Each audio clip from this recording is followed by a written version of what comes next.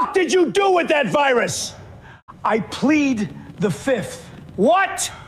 I plead the fifth. I plead the fifth. Ain't no answer I ever heard of. Do they speak English? And I plead the fifth? I plead the fifth. English, motherfucker, do you speak it? What? Do you speak it? Yes. Good. Now describe to me exactly what you did with that lab in Wuhan. Tell me about the gain of function. Tell me about the funding. Tell me about the cover-up. I plead the fifth. Does this look like a fucking science experiment to you? I plead the fifth. Say I plead the fifth again. I dare you. I double dare you, motherfucker. Say I plead the fifth one more goddamn time. Do I look like a bitch to you? No. Then why the fuck did you treat the American people like one? Please, just tell me what you want. You change the story every 6 months. And now you want to plead the fifth. Like that magically washes the blood off your hands. I have the right to. You had the right to tell the fucking truth. You didn't. Now I'm here with this can of Lysol because your little science turned the whole country into a Petri dish, and I'm about to disinfect the last of the bullshit right out of your mouth. Good evening, ladies and gentlemen. Welcome to Table of Titans. It is Thursday again. Highlight reels are coming, guys. We got lots to cover in regards to election integrity. We got some things with Fauci going out there. AI is getting back out of the box. And we got a whole bunch of war and stuff to talk about out there. And I think we're bombing Iran. We're not bombing Iran. The strait is open. The strait is not open. We're going to talk about all that stuff coming up here, plus a whole lot more.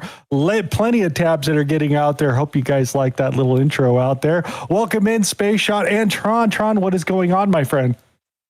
Boom time, baby. Let's go. Everything happening at once. And of course, the most entertaining outcomes, the most, what is it? The most, darn it, I forgot it already. Look at that. The most entertaining outcomes, the most likely. There it is. Yeah, with all these movie things happening, all these setting the stage, we have Comey coming back. We have Fauci, of course, coming back. And that is a reminder that we can never, ever let that happen again. It doesn't matter who you vote for. The American people and the world pissed off. And it's not only Fauci, it's all the organizations that also aided and helped push this, false narrative from back in the day. Even we got removed, and we're still waiting for restitution. So imagine the rest of the world. And I'll tell you what, it's refreshing to see old names come back, and still waiting for that hammer of justice. TikTok, we got less than 2.5 years in Trump time, and I truly believe we're going to get a lot done. So hang tight, have faith, be encouraged, and let's boom, baby, let's go. Yeah, you said restitution. I've been thinking sometimes I feel like we've been treated like prostitution. Hey, Mr. Space Shot, what's going up there, my actor friend? Speaking of prostitution, what's up? What's up, boys? How's it going out there, my fellow world patriots? Yeah, that was quite the doozy, Mr. Fauci there. And of course, certain states are not going to let, I don't think they're going to let that slide. Whoa.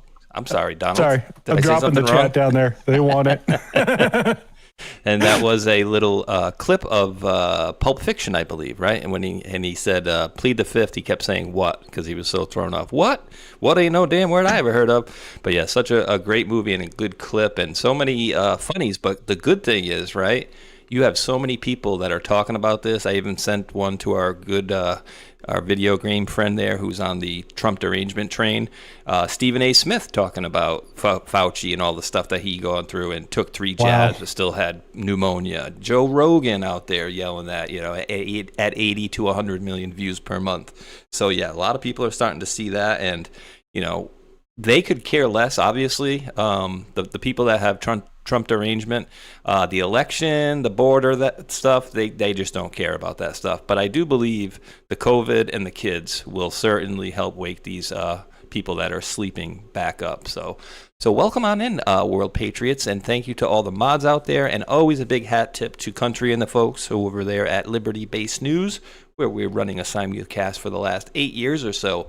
But yeah, lots of craziness going on, dude, and so much fraud is coming out of the. It's like I'm getting sick of the word fraud. Yeah, I just want to throw one more thing about Fauci. Did you know that in his diary that he wrote that he had a bad reaction to the said vaccine that he got? Oh, I didn't see that specific part. Is that the one? Are you talking about the part in which they took and then they removed it, they redacted it the next day? The part where you have a pulmonary. No, it was in there. It's all in there. Yeah. Yeah. All that stuff. Yeah. In regards to that, that's all in the diaries and stuff that he had a bad reaction. They wanted to keep it quiet. We'll get to some more of that out there.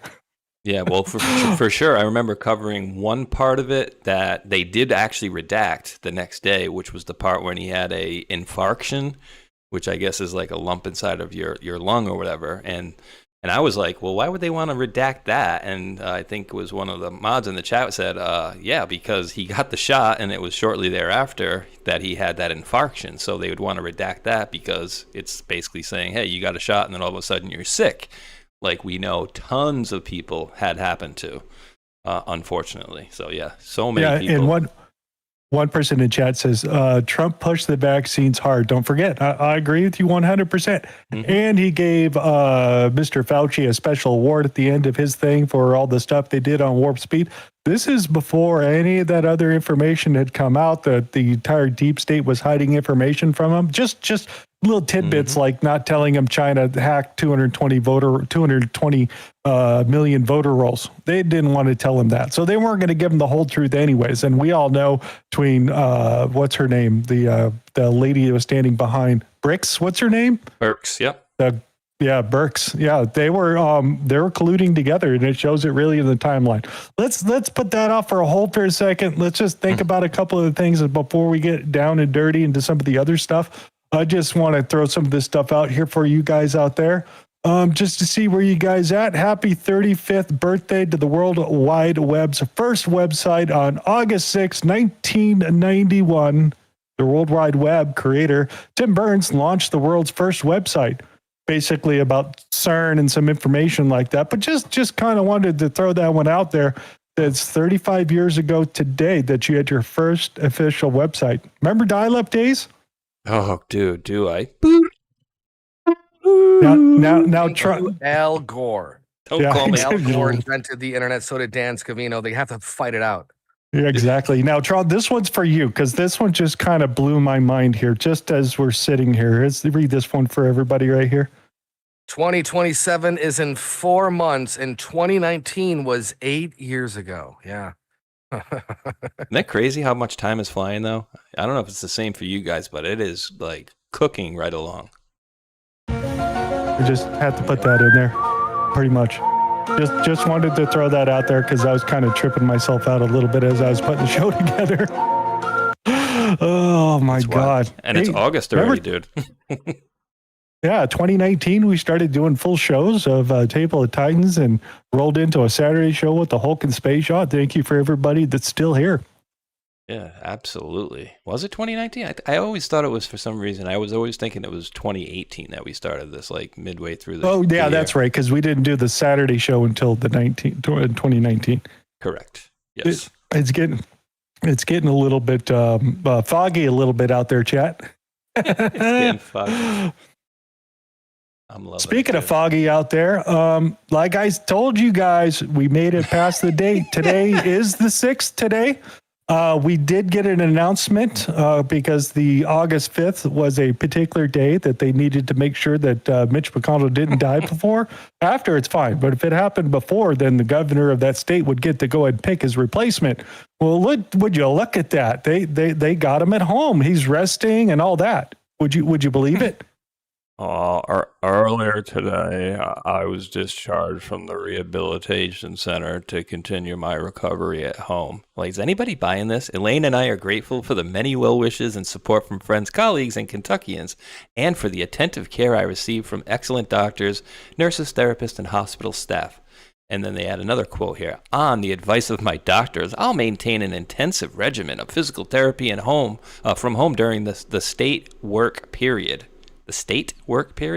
And I'll continue to engage with my staff and colleagues on important Senate business. I don't know. Is it more believable if he dies at home, Hulk? Like, I don't know where they're going with this, but I think he's a goner. I mean, yeah. I mean, if he goes out afterwards and then they can do an appointment thing and pick a family. I can't remember who they already have set up in the lineage because they set it up in the state legislator that he gets to pick his own replacement. I can't remember exactly what it was before, but you got to remember, he's not running. He's out after this in January. He's gone. You won't see Mitch McConnell anymore. and they already have other people that are going to be taking up his position to run for that for the congressional spot. Let's see if they can hold it together, because that's going to be interesting. But yeah, he's supposedly at home resting just fine.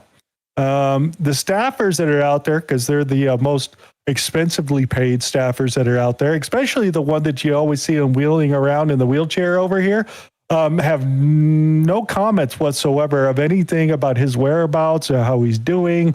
They even asked her, Mr. Thune himself, if he expects his colleague to do any video conferences so we could actually see the state of his faculties, is what they're asking. And pretty much they are all playing the RBG hide and seek championship all over again, guys. It's in 2026. We don't know where it's going to land.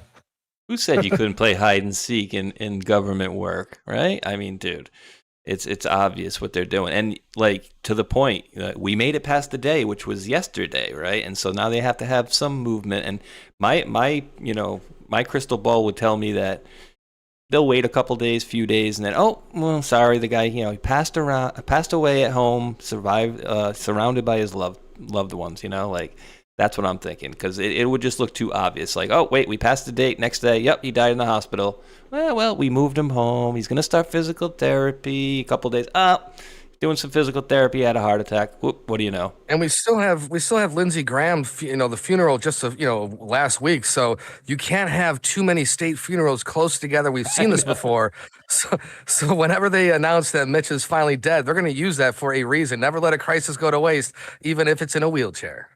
Yeah, I could just see it. Them coming out with an announcement. Look, he's already in an urn. Here you guys go. And Mitch McConnell's fine. He's voting. Big Lebowski. They're going to go to the top of the mountain. Exactly. And just as a reminder, because you said, what's his name? You just said his name. Lindsey Graham out there, because Boss has endorsed the daughter for the position to run for that. Is that South Carolina? I forget where he's from.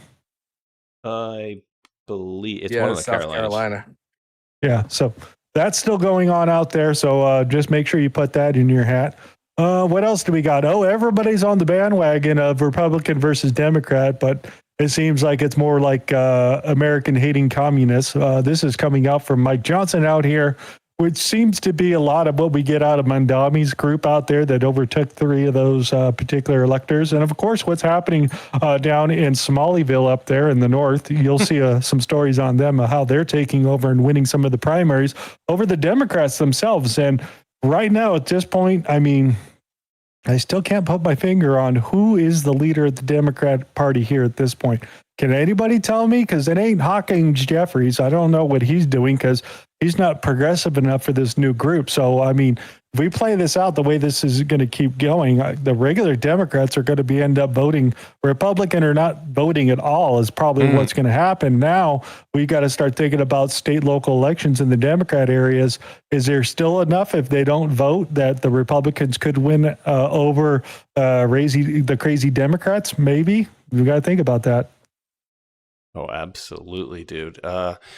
But, they're getting so out of control. And you even had President Trump today was like, oh, congratulations to the Republicans that this, commie got in New York. It's like, wait, why is he congratulating them? And it's just so wild. And you're right. Like, you have the crazy Dems that we've seen, but then you have like the Squad, and they were kind of like radical, right? But now you got this new group that's like kind of throwing those radical people like to the curb and like hold my beer type of situation. And it's just getting more and more. It's getting a little bit ridiculous on my side of things when I'm seeing things like that person from Maine, the replacement there, and a few of the people that they're even setting up to be nominees, right? Like the people that they're even putting up, like, yeah, we're going to put this person in to be a state senator. He's a Nazi symbol on his chest. Yeah, he beat his wife. All right, well, we got to put somebody in better than that. And then we got this guy who, I wrote a couple books. I ran for office a bunch of times, but never won. It's like, what? I mean, this is just, it's wild for me to see that. And I'm like, my question still remains, is that the best that Maine has to offer to run for Senate? Yes.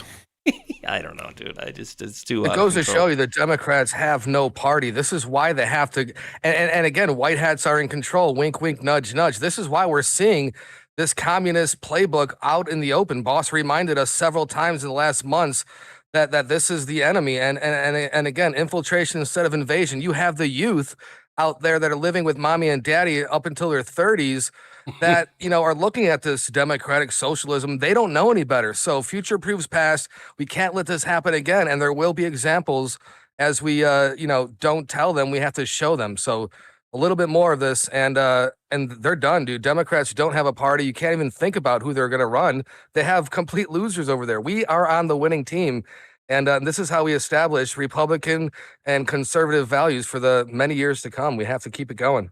I mean, this is such a big an issue. Glenn Beck announced today that he is taking a 2-week hiatus starting this week, and he's going to spend the next 2 weeks with his kids because they're all coming back from college and getting that brainwashing, and they start asking questions about the things that they hear and socialism, this and that. He's like, I couldn't believe some of the stuff that was coming out of the kids' mouth. They might not believe it, but they're talking about these types of topics. So I'm going to take 2 weeks off, and I'm going to go home and spend time with the kids and explain to them what the issues with socialism and those types of things that are getting to, because nobody's heard the bad side about socialism. Nobody remembers, the wars that we've been through, World War I, World War II. Just pick any one of your socialisms from Italy to Russia. I mean, which one do you want? Cuba? Is that the better one? The Venezuela one? I mean, none of them worked. And I do want to say thank you out there to Philly Q for the one gifted subscription. Thank you. Yes. Show me that one country where it works, or it's ever worked. I'll wait.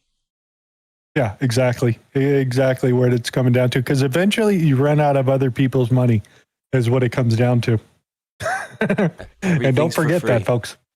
Yeah. Well, dude, I had somebody that was clearly on the other side, basically, trying to, put a nasty comment and saying, oh, you idiots, keep waiting for your Doge check. It's never coming. And my comment was, wait, we're not the side that's always looking for handouts. That's you losers.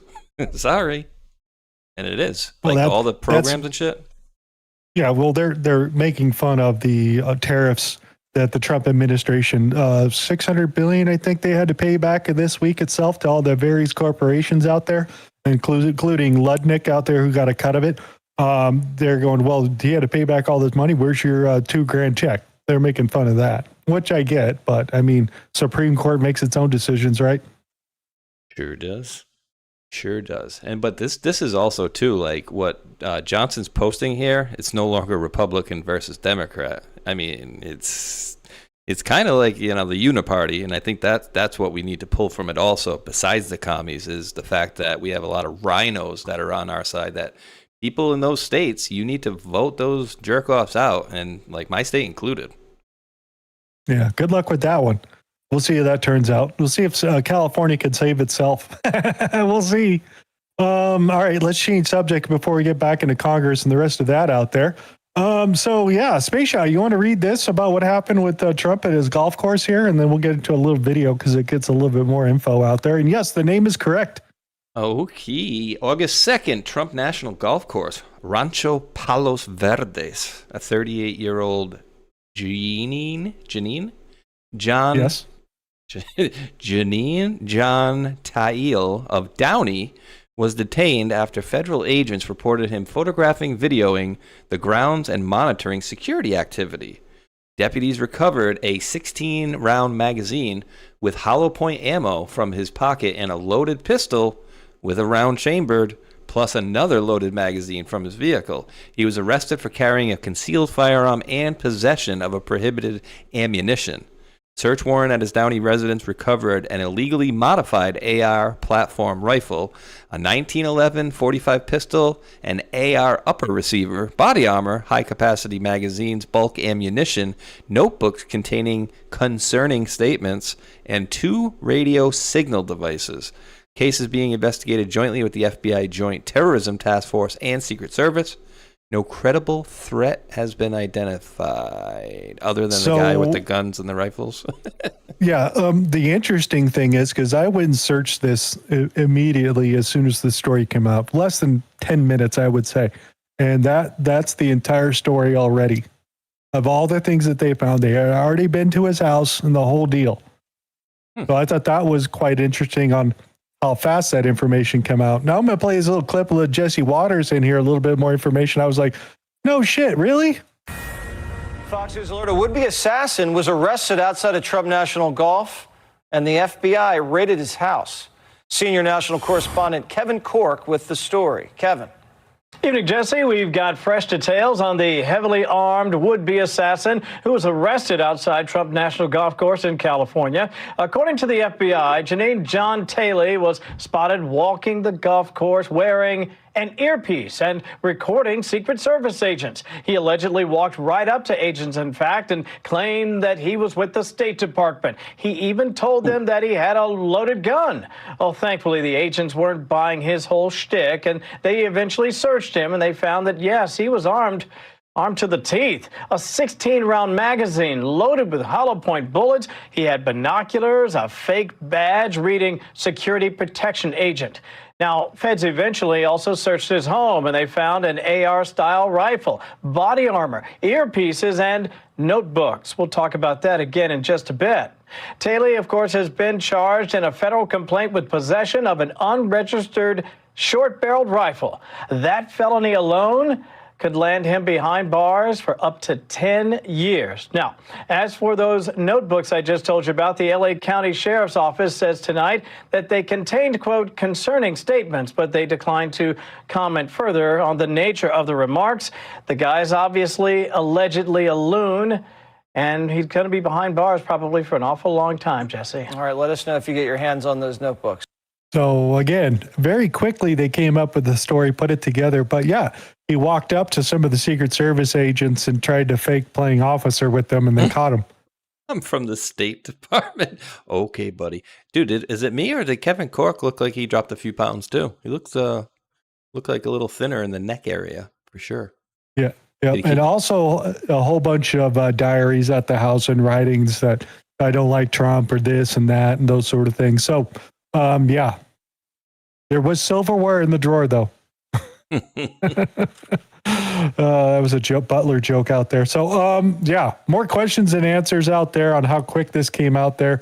Yeah, I don't think they've told us if he's a transgender or not with this Janine name here. I haven't seen any photos. Has anybody seen they just showed us that the one guy right there. At this point, we can just assume it's a tranny. I mean, really, 90%.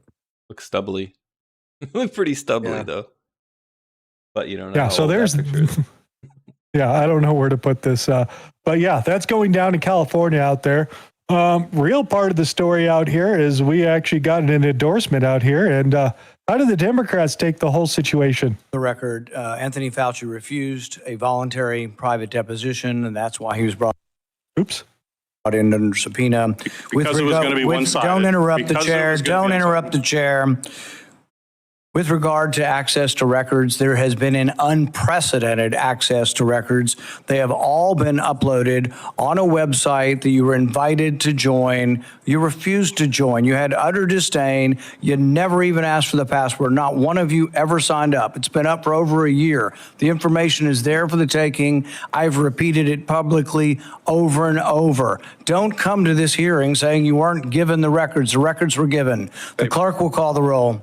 So another thing coming out here is they obviously left access for the Democrats and the news media, credentialed media, to have access to said stuff that's already come out there, and then they could do reporting on top of it. Nobody signed into it because they can go track it. Remember when the FBI was telling us that they were tracking everybody logging into what they were looking at Epstein's and searching for? They're doing the same thing with this Fauci stuff here at this point itself. And guess what? Not one of them wants to look at it. Gee, I wonder why. No, I mean, it's just a pattern of, they know what's in there, right? And so they don't want to obviously have to attack it. They don't want to address it. We'll put it that way, right? Because the only thing they're going to say is whatever that person that was interrupting, it's going to be one-sided or whatever. It's like, no, the dude friggin' lied, and we have friggin' proof of it in spades. And the fact that these people are running cover for him, it's disgusting, because you got to think, no Democrats over there, lost any loved ones. Nobody had any issues in their families. They had to have. So just a real scumbag move for them not to want to address this at all because of politics. I agree with you. So they got an endorsement along party lines for prosecution over to the DOJ, is basically what they're getting to. So over here, the notes from the inside the hearing meeting room, Fauci's contempt resolution. Ron Paul said Fauci had no reasonable fear of criminal prosecution because President Biden preemptive pardon covered 2014 to 2015. So technically, he could have come in and told the truth, but he couldn't do that because technically he lied to the rest of America out there. But he's got that pardon that we know that wasn't signed by Biden himself. Holding Fauci in contempt set a damaging precedent, is what the Peters guys were saying. Pointed to Chair Paul's earlier statements that he was prepared to make criminals referral to the Justice Department, not seek the vote from the full Senate, which means they just bypassed and walked that thing over there. Because normally they're going to sign this out of committee. It's going to go down to the Senate for a vote out there. They have to get the majority out there to go ahead and send the endorsement over to the DOJ for prosecution. He walked that over, sent 2 copies, put them in the little envelope, and walked them over to Ted Blanchard's office, who supposedly is going to be our lead DOJ guy very shortly here, and hand-delivered it over to them saying that he needs to be prosecuted. So this would be the 4th endorsement, again, of getting prosecution for Dr. Fauci coming out of Ron Paul. Let's see what happens, because you got to remember, Peter Navarro, when he got his contempt charges, he got a year. They even threw him in the brig in the bottom of the Congress for like a couple of days, I think, before they charged him and put him over at the other holding cells, along with Mr. Steve Bannon. How long did he get jailed for? I think it was 6-9 months. So yeah, there's precedent for this. Yeah, they need to absolutely make an example out of this dude. And, the damaging precedent, in my opinion, would be if they don't address this and they don't make an example out of him. But they're going to have a tough time, running the federal stuff, because remember, we are always doing things by the book, and then the other side are just willing to do whatever. They want to pack the courts, blow up the filibuster. I think they should just do that now, us. It's going to be interesting. So even, what's his name? The Jonathan Turley had said that the Senate was just going to filibuster it because they're not getting anything done already.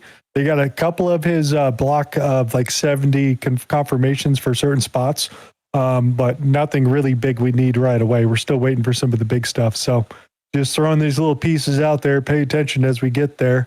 Funny. That's pretty much how our committee, that's funny. That's funny. It's pretty much what Fauci did to our committee and American people last week.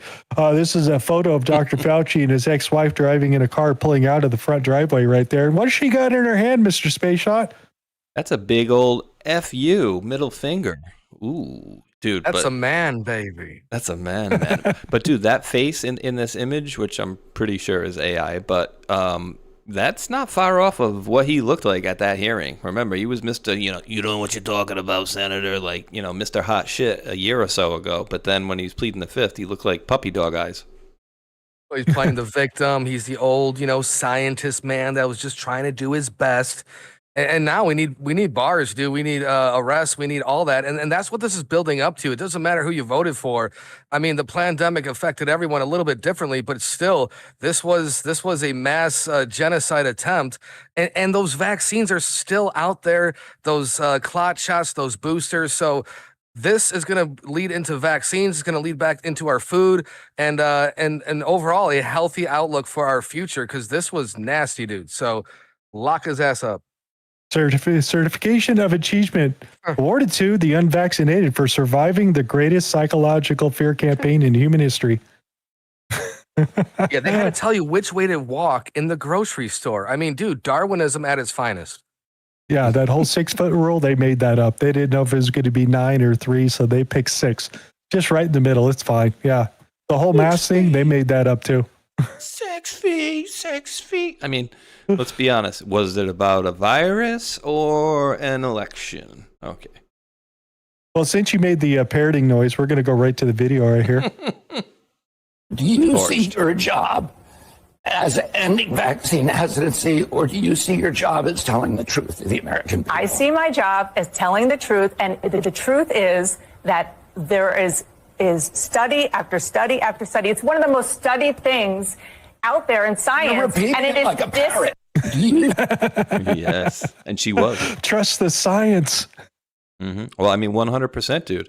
I mean, they made it so at least I think it was the parrot was mimicking what her head was doing during that show, because she literally looking down on the paper going, there's, study after study. It's like saying that things were studied that weren't, and saying things that were studied were not. So it's like let's be honest, lady. And we know you're paid to not be honest. And again, goes back to what I was been saying, dude. They need to make news be news, right? Like, wait, when you turn on the news, you know that they are bound by law to have to tell the truth. I know it'll probably be a constitutional issue there, but hey, if you want to be able to be labeling yourself news, you have to get, you have to be on the straight and narrow and do your best ability to actually tell the truth and stop with this opinion left and right bull crap. Wait, are you telling me The View is not a news show? I would say more of opinion, but who am I? Yeah, FCC has a problem with that too. They're going to take a look at that too. So let's get into some of the other bigger stories we've seen in some of the elections and stuff like that. What did Klobuchar, because they're all kind of running for their replacement spots and whatnot to make sure they could hold on to their Democratic power. What did she have to say here? I've long believed and supported funding for Order at the Border, and I have worked well with law enforcement in Minnesota for years. But what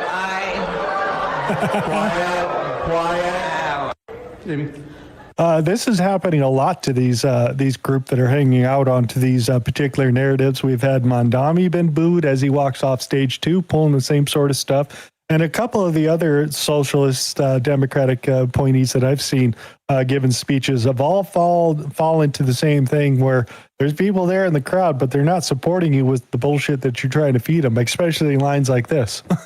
Oh, certain, dude. I like this.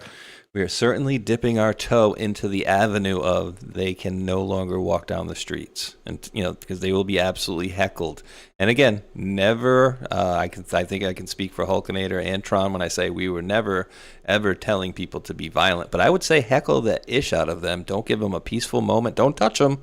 Don't threaten them. But don't give them a peaceful moment on this planet, because they deserve to pay for what they did, in my humble opinion. Yeah. And all the fraud in Minnesota. I'm just saying, for those things that are out there. Long as we're talking the other crazy ones, Hassan Piker in Wisconsin. The reason why I brought up Michigan is because I think it was Michael Moore in 2016 who said, Michigan's not a swing state. And neither is Wisconsin. These are not swing states. They've been turned into swing states because they've left you behind. But we are going to bring back the working class to both Wisconsin and to Michigan. A Republican will never be elected in this state ever again once our movement is done. So, yeah, that doesn't seem like a good idea for me. And there's a whole bunch of people and they're cheering this thing on as we're seeing more of this type of radical ideology come out of the Democrats, socialists. It's crazy. Dude, he said the quiet part out loud. They're never gonna be elected once our movement is done. Ding dun dun. What did CNN say about the whole situation, huh? If you are a young Muslim kid or an Arab kid, look at these numbers. Look at these numbers right next to us. You can do anything you want to in this country. We need you. We love you. If you're a parent with tears in your eyes tonight, I get it. We can talk about, as the congressman said, the politics later. It's history tonight, and God bless you. CNN celebrates. So yeah, they're totally celebrating this out there. The other thing that they pointed out was the 40,000 Muslims that went and marched on the streets in solidarity against the United States, basically, because they're going to keep their own political action party together.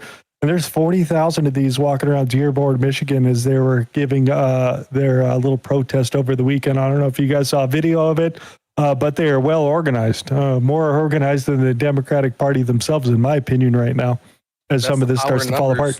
Yeah, their whole plan is to take over. And Dearborn, Michigan is a small little example. Somaliville in Minnesota, again, the Mall of America is unrecognizable, and this is their plan to have more babies, to usurp our funding and our system here in America for those that actually need it, they're stepping in. And this is, again, not just migrants that come across the border. These are families that have been here for years that are literally gaining and gaming the system every single week and every single year. I mean, what percentage of how many millions of quote unquote Americans are on welfare? And that's for families that actually need it, transitioning in between jobs, etc. And now they're taking it to this whole new level. So the only way to finish this Islamic communist takeover is to bring it out into the spotlight, acknowledge it, and then take care of it. This is what we're going to have to do between now and the next time. This is it. It's good. Yep. We're getting organized, folks, as we get into there. Again, now this is a witness exposing Michigan Senate candidate Abdul El Sayed connection to the terrorist group, the Muslim Brotherhood. Yeah, they made comments like along the ones that America deserved 9/11. Let's get into what they had to say. Abdul El Sayed's candidacy for senator in Michigan concern you? Yes, sir, it does. Why is that? Well, to begin with, I look at the connections that his father-in-law, Chakaku Tayyib, has to Brotherhood-linked groups.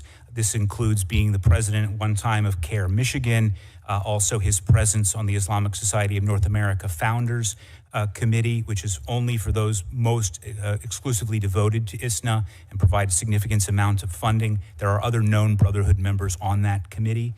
I would also look at El Sayed's ties to a group called Mgage, which purports to be a Muslim sort of get out the vote or candidate recruitment organization, but it has close ties to CARE. It was created by a former CARE member who at one time was on a terror watch list and was also a consultant to convicted terrorist Samuel Arian.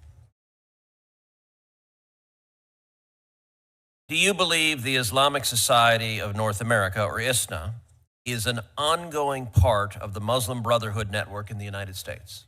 Yes, sir, I do. There were some HLF documents that reflected hesitation by the Brotherhood that they thought perhaps they were losing control. So, yeah, Michigan just turning out absolutely great up there in Minnesota and all those as they take over some of those Democratic strongholds, guys. This is only going to progressively get worse. And I keep thinking back to when they brought them all over here under Obama, thinking, dude, they're gonna play this game. And 20 years later, we're going to find out how big of an issue it was. And I was thinking about that back then. Been a long time. Dave said earlier on the show me and Trom were on that, would they figure out this guy, what was it, the finality of the election was like this morning? And so they basically called it. So they called it for this guy, and then basically by today. So was this yesterday, this thing here yesterday, or was this morning? The 5th, yeah. Yeah, so same day that the election was happening, or the midterm election, whatever it was. Yeah, I think he said Primary. It was like 3 or 4 hours later. This happened after they called it for that dude. He said like 4 hours later, you had a dude asking another dude about his ties to all these Muslim Brotherhood people in Senate. So yeah, they need to definitely go. But you're absolutely right too. It's not that they, all just showed up here now. It's just that they're highlighting the crap out of the fact that they have been here for a very long time. It's not a majority of them, I think, have been here for, 10 years or more. You know what I mean? And of course, we did have some that came in with the caravans, whatever you want to say happened there. But, they had been here for a long time. I've seen posts, people talking about some of the mosques that have been in Texas for quite a long time, put it that way. So it's not like these are like brandy new and, we just all got here and now we're going to start a friggin' mosque. But no, we've been here for a while. Or the homeless guys that set the 175-year-old church on fire. Oops. Yeah, those are totally by accident. That happens a lot. Never seems to happen to the mosques, though, I noticed. Yeah, exactly. What else do we got here? Oh, yeah. Let's get into a little bit of this. Another clip come from Jesse Waters. Did you know that they came out with the how the Democrats lost the election and they left one particular part out? Did you hear about this? Yeah, go ahead. Let's go. Fox News alert, major cover-up inside of the DNC. Leaks everywhere. Remember the autopsy report? They audited why they lost. Well, a chapter went missing about Biden, money, and the consultant class. More on that in a second. The autopsy's author says he personally handed the chapter in a 3-ring binder to the chairman of the DNC, Ken Martin, and said it was never seen again. until now. Ken Martin denies he's in on the cover-up, but it should be easy to figure out, right? Pull the emails, right? Wrong. All the emails wiped clean. They pulled a crooked, deleted for security purposes. The autopsy's author says he knows why they nuked the chapter.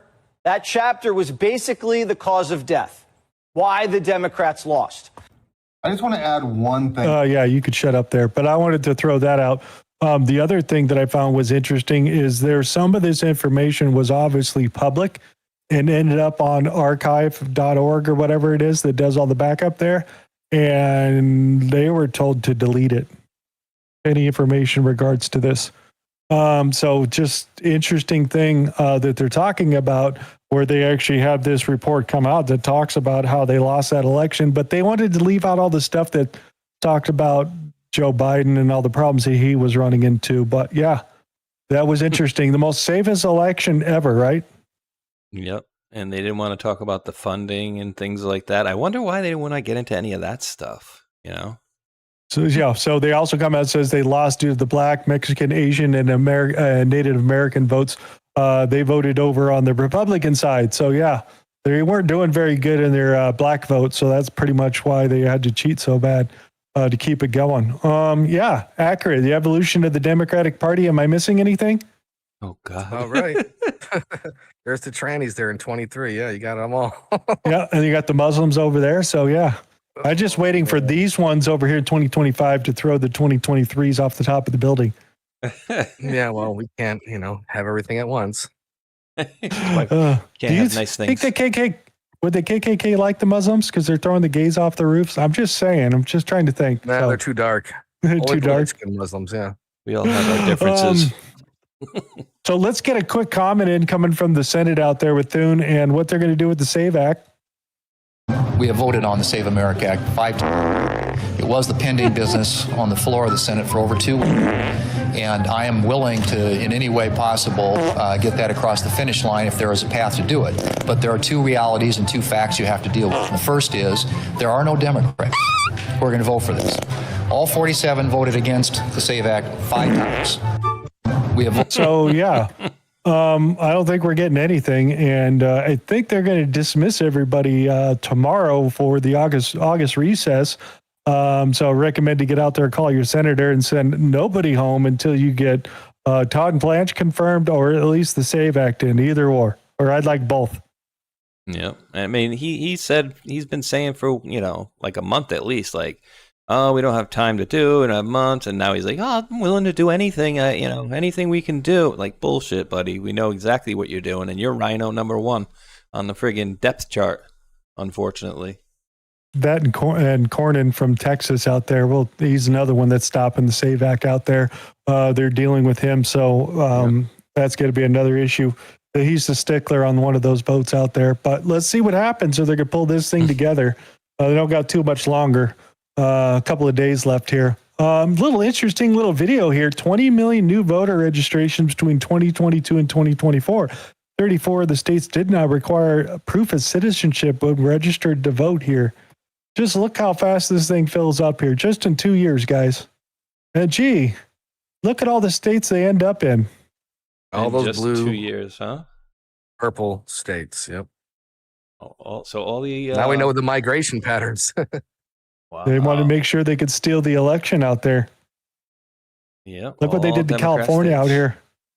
Wow. That's 20 million, them just looking at the registrations. So it's just absolutely nuts how much they flooded the zone out there. That's why the Democrats are panicking right now with some of the election integrity things that they're starting to see come across. What else do we got here? Yeah, North Carolina State Board of Elections responded to records requests providing almost 12,000 pages records of over 1 million inactive voters. North Carolina voter rolls are currently include ineligible voters dating back to 1987. Potentially more than 491,000 ineligible voters have been identified in North Carolina. Oops. Damn. And never mind what New Jersey governor came out and said that, yeah, we accidentally registered a whole bunch of them and like 7,000 of them got licenses and could vote. You look at the other ones? Oh, no, we're not going to look at it. No, we're all done investigating. Nope, we're absolutely good.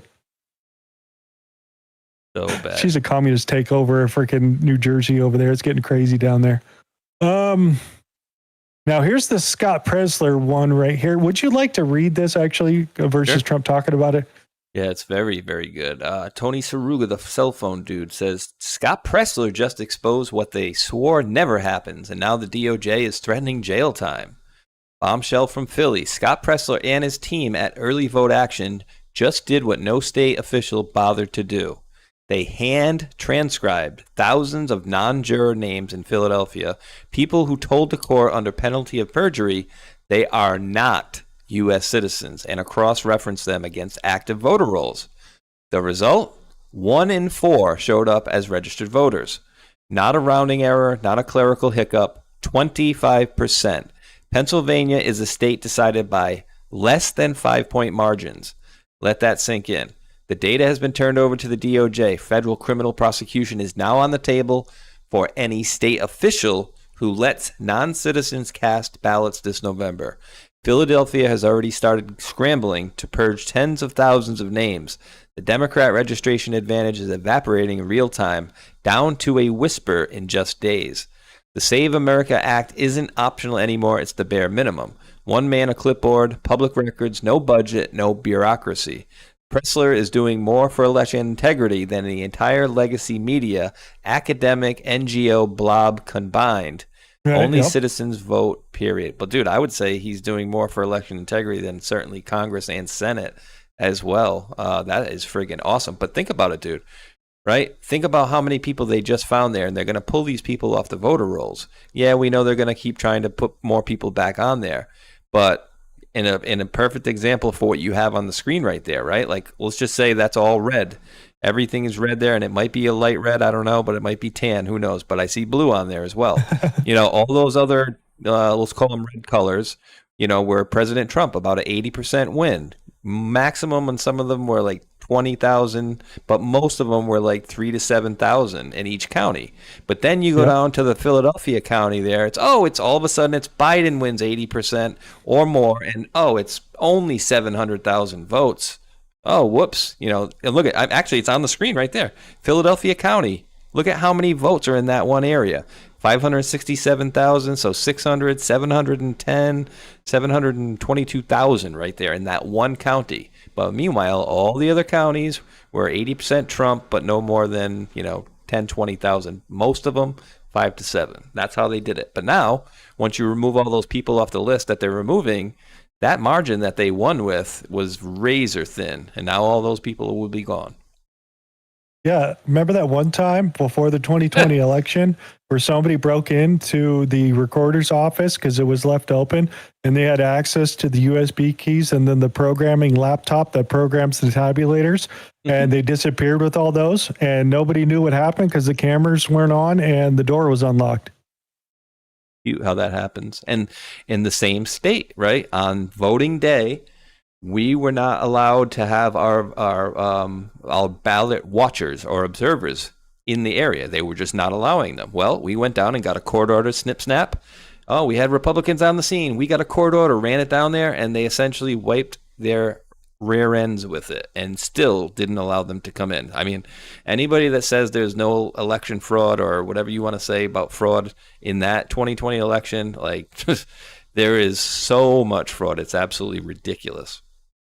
Yeah, I would like to remind everybody, I think it's Illinois or Indiana's challenge to the Supreme Court, which they won, where they were challenging the 2018 elections because there was some fraud stuff after them, and they were told, no, you can't challenge the election afterwards, you got to do it before.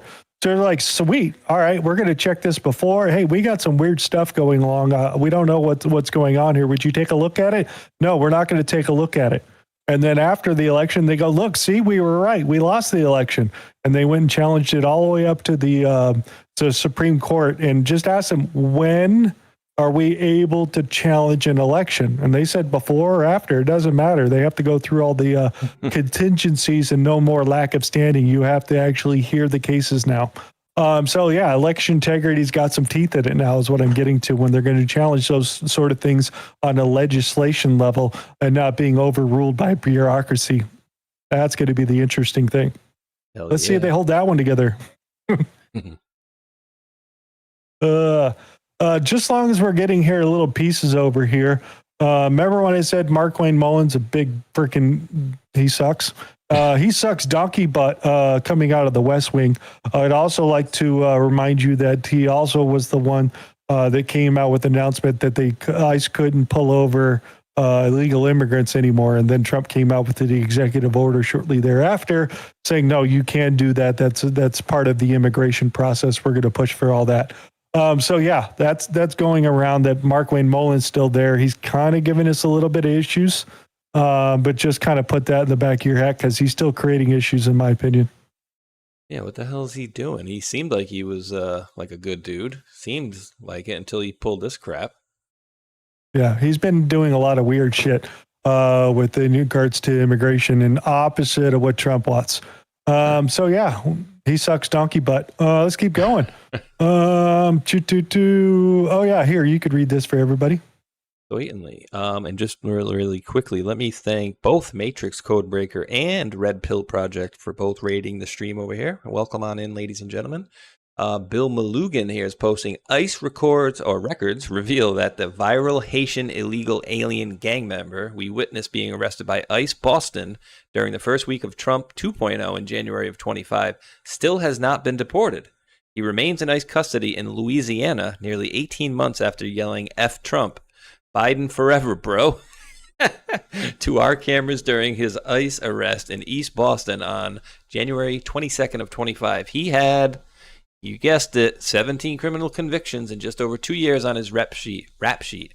I'm told by ICE sources he has had a deportation order since at least January of 26, and he has been using every legal avenue to try to avoid removal from the U.S. I'm not sure I've seen an illegal alien held in ICE detention this long. Well, now you have. And yeah. you know all these lawfare jerk-offs and a-holes like the Mark Elias types are out there doing everything they can. Oh, you need to file this. You need to file this appeal. Oh, you need to go here. Guaranteed. Yep, it is happening out there. What else do we got here? Oh, yeah. Yeah, here's another thing we wanted to get into. Here, read this first and we'll go to the other part.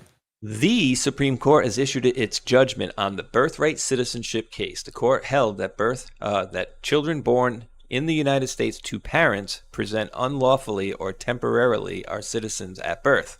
Despite President Trump's announcement, the United States did not seek rehearing. Interesting. And then the Trump trap. 1. Members of SCOTUS that voted against President Trump's stance on birthright citizenship. 2. SCOTUS just made a final judgment on the 14th Amendment. Dirty SCOTUS cannot alienate sections of the 14th Amendment now. 14th Amendment Section 3 is key. It's about politicians, military, and executive or judicial officers. Anyone that took an oath of any state that is engaged in insurrection or rebellion and or giving aid or comfort to the enemies, aka treason, shall not hold office. Since the swamp criminal exposure is happening, the newly elected Congress, midterm election, once sworn in, they will strip or remove all of the dirty swamp and toss them into exile. Maybe not. But the big piece I want to talk about is that the Kavanaugh pointed them at the 14th Amendment, saying you guys need to have Congress codify what that definition actually means. So that's what this dissenting coming out is basically telling that hey, here's the rules. You need to go into Congress and make the decision, and then we can rule in your favor of that, because they're going out the way that it's actually written itself, and it hasn't changed. So they're asking for clarification that really needs to come from Congress themselves. We all know how well the SAVE Act is getting pushed across the Congress right there, which is basically has the birthright citizen stuff wrapped in it. So we got a little bit of an issue, but Kavanaugh says we got an avenue to go down to. So go this way. This is the way it needs to be done. Yeah, absolutely. So I just wanted to throw that one out there. Oh, yeah, another thing out here. We might be getting some impeachment from the radical judges here, but you want to read that? Yeah, just in, Trump appointed Judge Joshua Dunlap just did the right thing. Dissents against the First Circuit, which is letting an activist judge subvert the Supreme Court by maintaining Somali migrant temporary protected status. Patriot, and then clapping emoji. Dunlap, quote, by issuing such relief, the district court has effectively obviated plaintiff's ordinary burden to obtain injunctive relief, an outcome that is all the more remarkable given the Supreme Court's rejection in Mullen of the claims asserted in this proceeding. Hulk, I'm just going to 30-second bathroom. Yeah, not a problem. He's overruled the other activist judge out there that tried to overrule the actual Supreme Court decision in regards to the Haitians that get expedited removal from the country here very shortly, and some of the other ones here. She tried to overrule and said they get protective status, and they're like, no, the Supreme Court just ruled this, and then you're making shit up. So they overruled them. Some of the Congress people are starting to put out things to have that person impeached. Let's see if that gets around to it. It would be the first judge that we could do that. But yeah, another one of those groups that are out there that are really trying to push that judge activism past. So that's going down there. Yeah.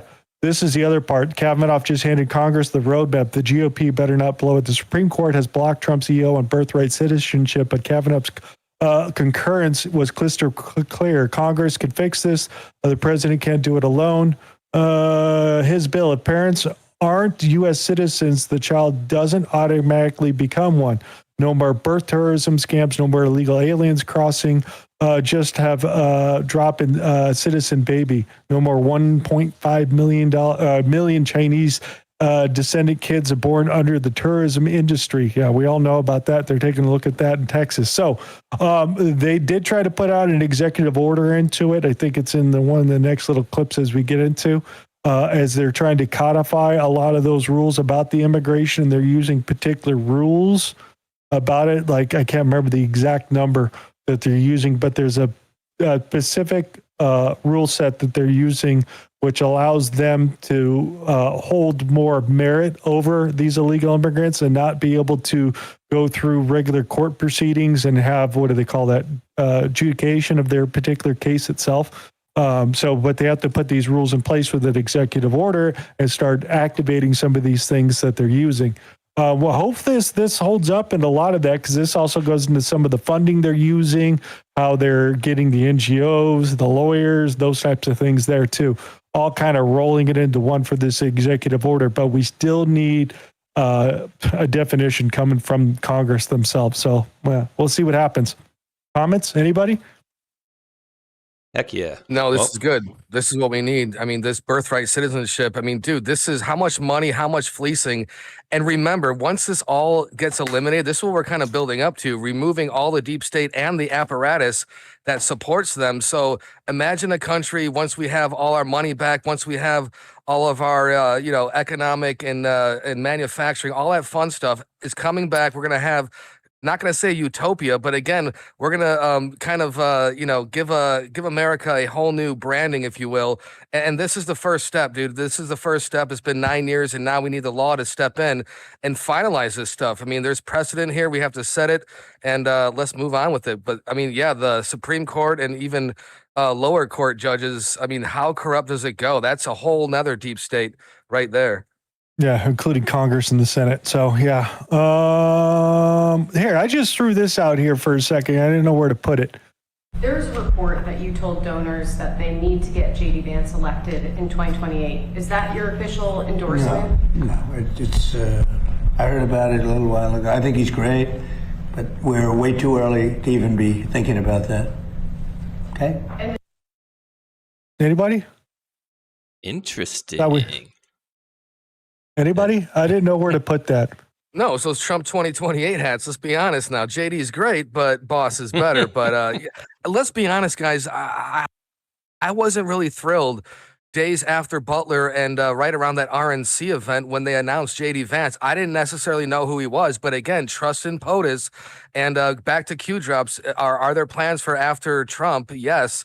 So let's keep on going with the MAGA. It never ends. And whether it's Boss or anyone else, that's the big torch. That's that torch that needs to be passed. Keep them guessing, I guess. I echo. Interesting. I echo his sentiments. What else do we got here? When was this? This was the 5th. So they're still playing with the temporary status for the Haitians out there. So there's no official stoppage of it now, as they're starting to figure out if that judge's order is going to stand or not. So that was a little bit out of order, but they had picked it up also. What else do we got? Supreme Court has released its October oral argument calendar. So some of the arguments that they're looking at, I had to go back over here and actually get a designation of what they're going to be getting into. Anybody want to take a crack? Sure. Suncor Energy versus Boulder County will decide if federal law bars state tort suits against oil firms for climate damages. It matters because it could reshape nationwide liability for global warming harms. Janalo versus Black will decide if prolonged mandatory detention of criminal non-citizens requires a due process bond hearing, mattering because it balances detainee liberty against government removal enforcement. How about you don't like it? One more. Don't come.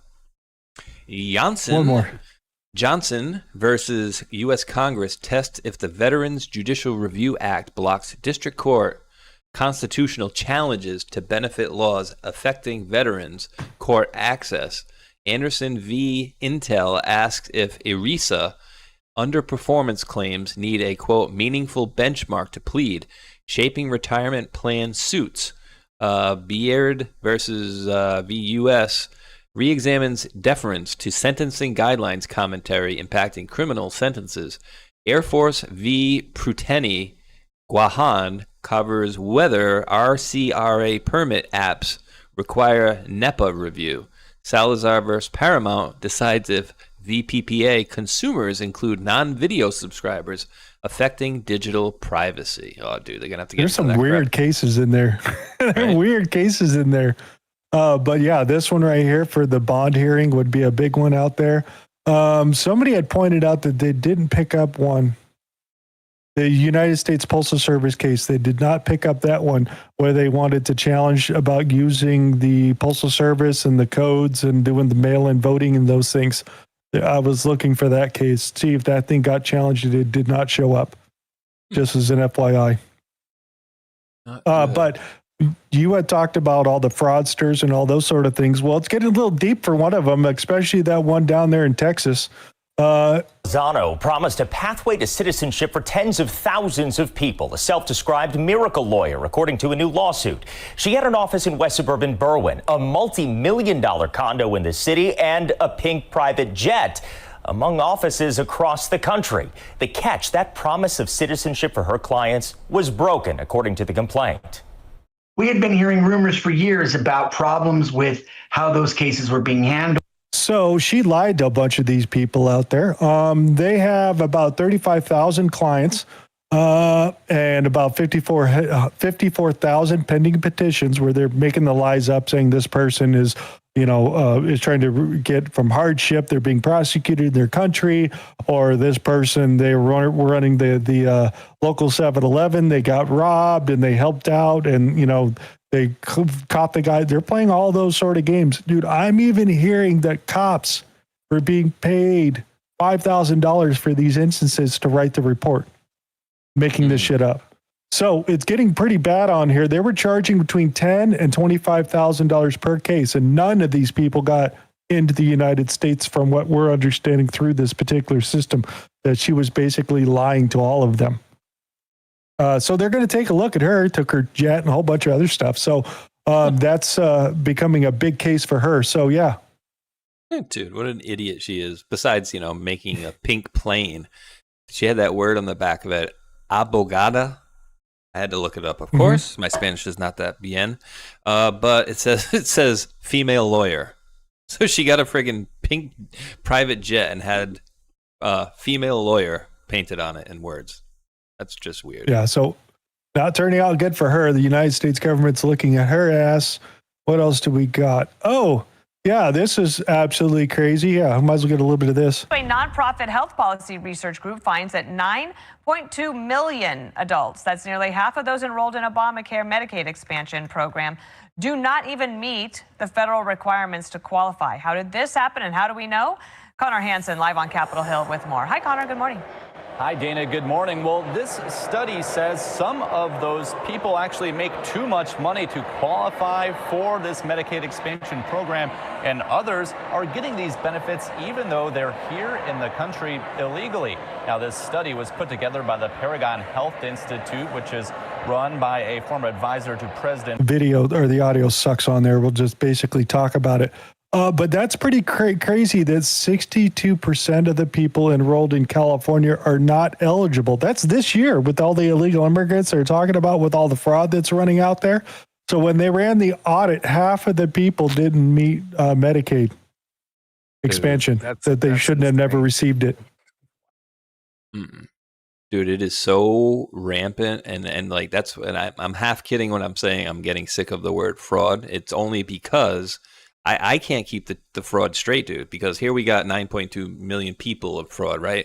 The other day they were talking about $1 trillion in this, and then 500 billion in this and that, and I'm like, wait, is this with the other stuff or is this a different thing? Because it is everywhere. I gotta start doing fraud just to be in the in crowd. Dude, right there, whitehouse.gov/fraud. It has its own URL where it tracks by the numbers where the fraud's found. HHS, USDA, Department of Labor, HUD, SBA, DHS, and they're mapping it out right here for us to get more pissed off about this. But this is big. It's a lot of money.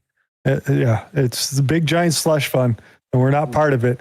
I just wanted to check in with California with some of these Democratic voters out there. We're supposed to show my people my house, dude. Okay, that's the man. That is one of the nicest cardboard boxes I've seen in LA in a long time. It's normal. No big deal. Don't worry about it. You have levels in that. Like, you really have stairs. Like where's the like? Doesn't make any sense. Dude, I saw a picture of one where the guy's living in a tree and they've cut all the branches off it, and he's at the very top of a tent. And the thing's probably 50 feet up in the air, and he's living in the tent at the top of the tree. That's like a Rambo night's sleep in the middle of the woods like that. Yeah, I'm down. Good old California. Hulk, I gotta leave. Oh, God, what? I gotta leave, dude. I mean, you told me you weren't going to put my friggin' house on TV, bro. It's the nicest Maytag box on the market you could buy. That's got to be storage on the top levels, though, no? Yeah, exactly. Let's get into a little bit of this, dude. Yeah, might as well go through here, talk a little bit about Maricopa County, because remember all that CCP influence they were talking about? Maricopa County down there and Pima County are still having issues down there about getting their new elections up and running, because they still got questions about the last set they just had.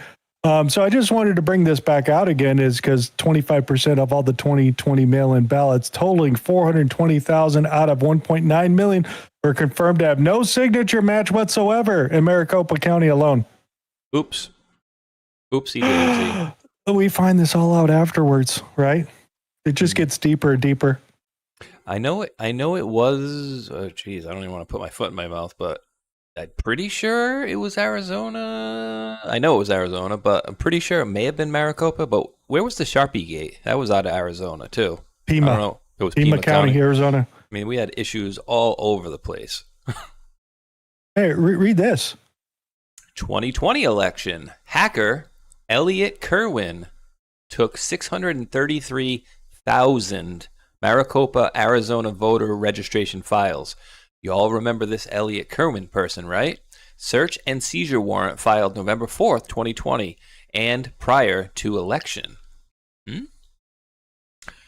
New White House D-class this morning. Nothing crazy, but Maricopa County Recorder's voter registration data was hacked in 2020, and this appears to be the Elliot Kerwin hack from November of 2020 that was investigated by the FBI, and then poof, it vanished.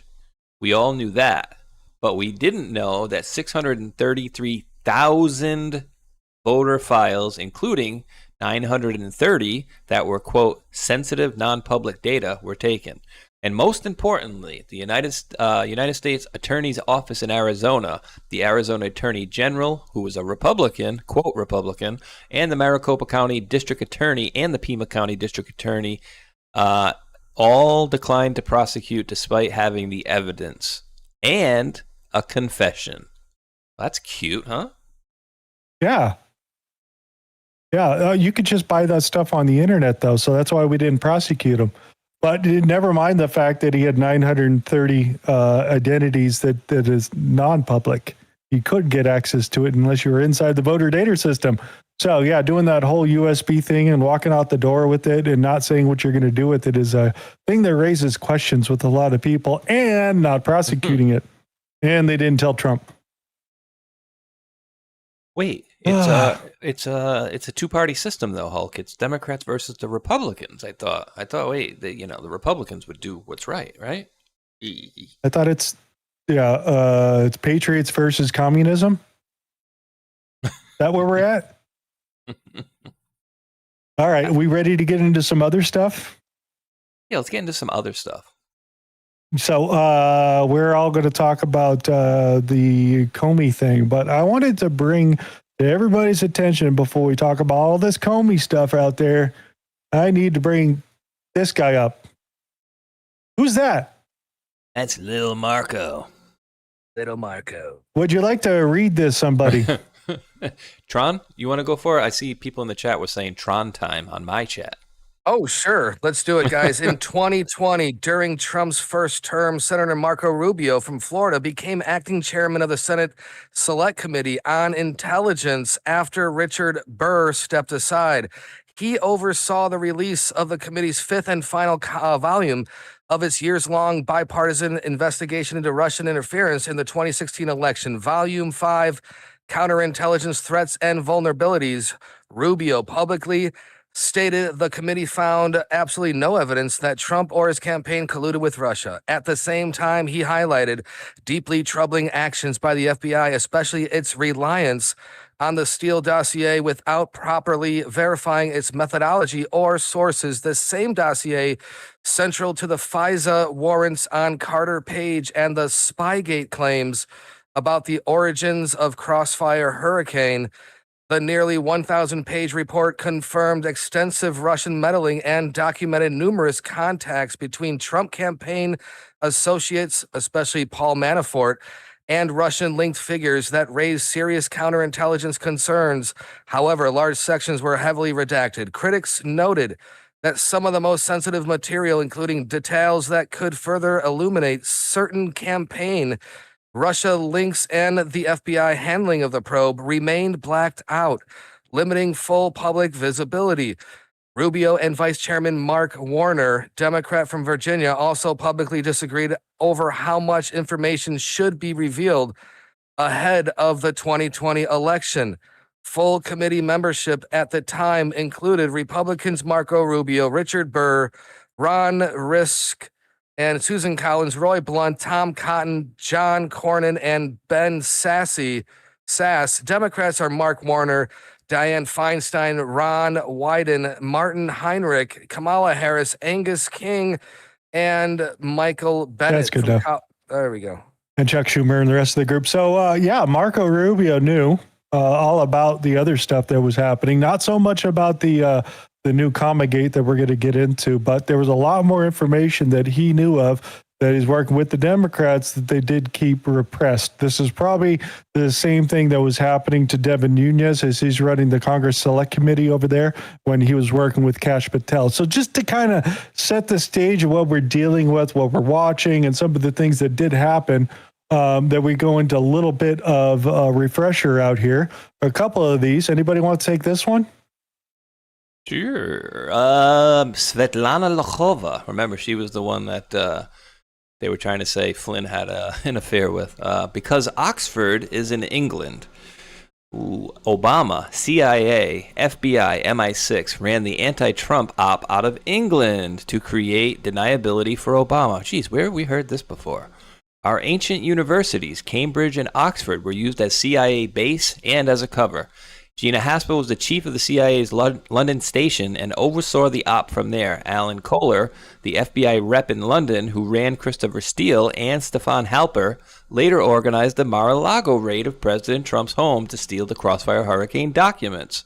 John the Magician McLaughlin, the former acting CIA director, was at the University Oxford at the time of the anti-Trump op. McLaughlin is friends with Dearlove and visited Cambridge as they were setting up the Russiagate op. CIA operative Steph Halper claims to have both Oxford and Cambridge academic credentials, 2 PhDs. Halper's friend and business partner, Richard Dearlove, former head of the MI6, was a master of a Cambridge college. Steele, another Cambridge man who used to work for Dearlove and whom Dearlove endorsed, worked closely with Halper to coordinate the anti-Trump lies masquerading as intelligence. Boom. So it just kind of gives us little pieces of what we're getting into. So yeah, here, you want to take that one too? Anybody? Certainly. Timing matters. 5 months before the FBI opened a criminal probe in May of 2017 targeting POTUS as a potential Russian asset after he fired Comey. FBI investigators already knew by January of 2017 there were, quote, serious questions about the reliability of the Steele dossier reporting, end quote. According to a DOJ watchdog, Michael Horowitz, the Inspector General, the flawed Steele dossier underpinned the Russia collusion allegations. The newly declassified 2017 FBI record, White House, also stands out because it cites, quote, multiple open source reports as justification. One of the most concerning elements of the FBI Russia collusion probes was, quote, circular reporting, and here's how it works.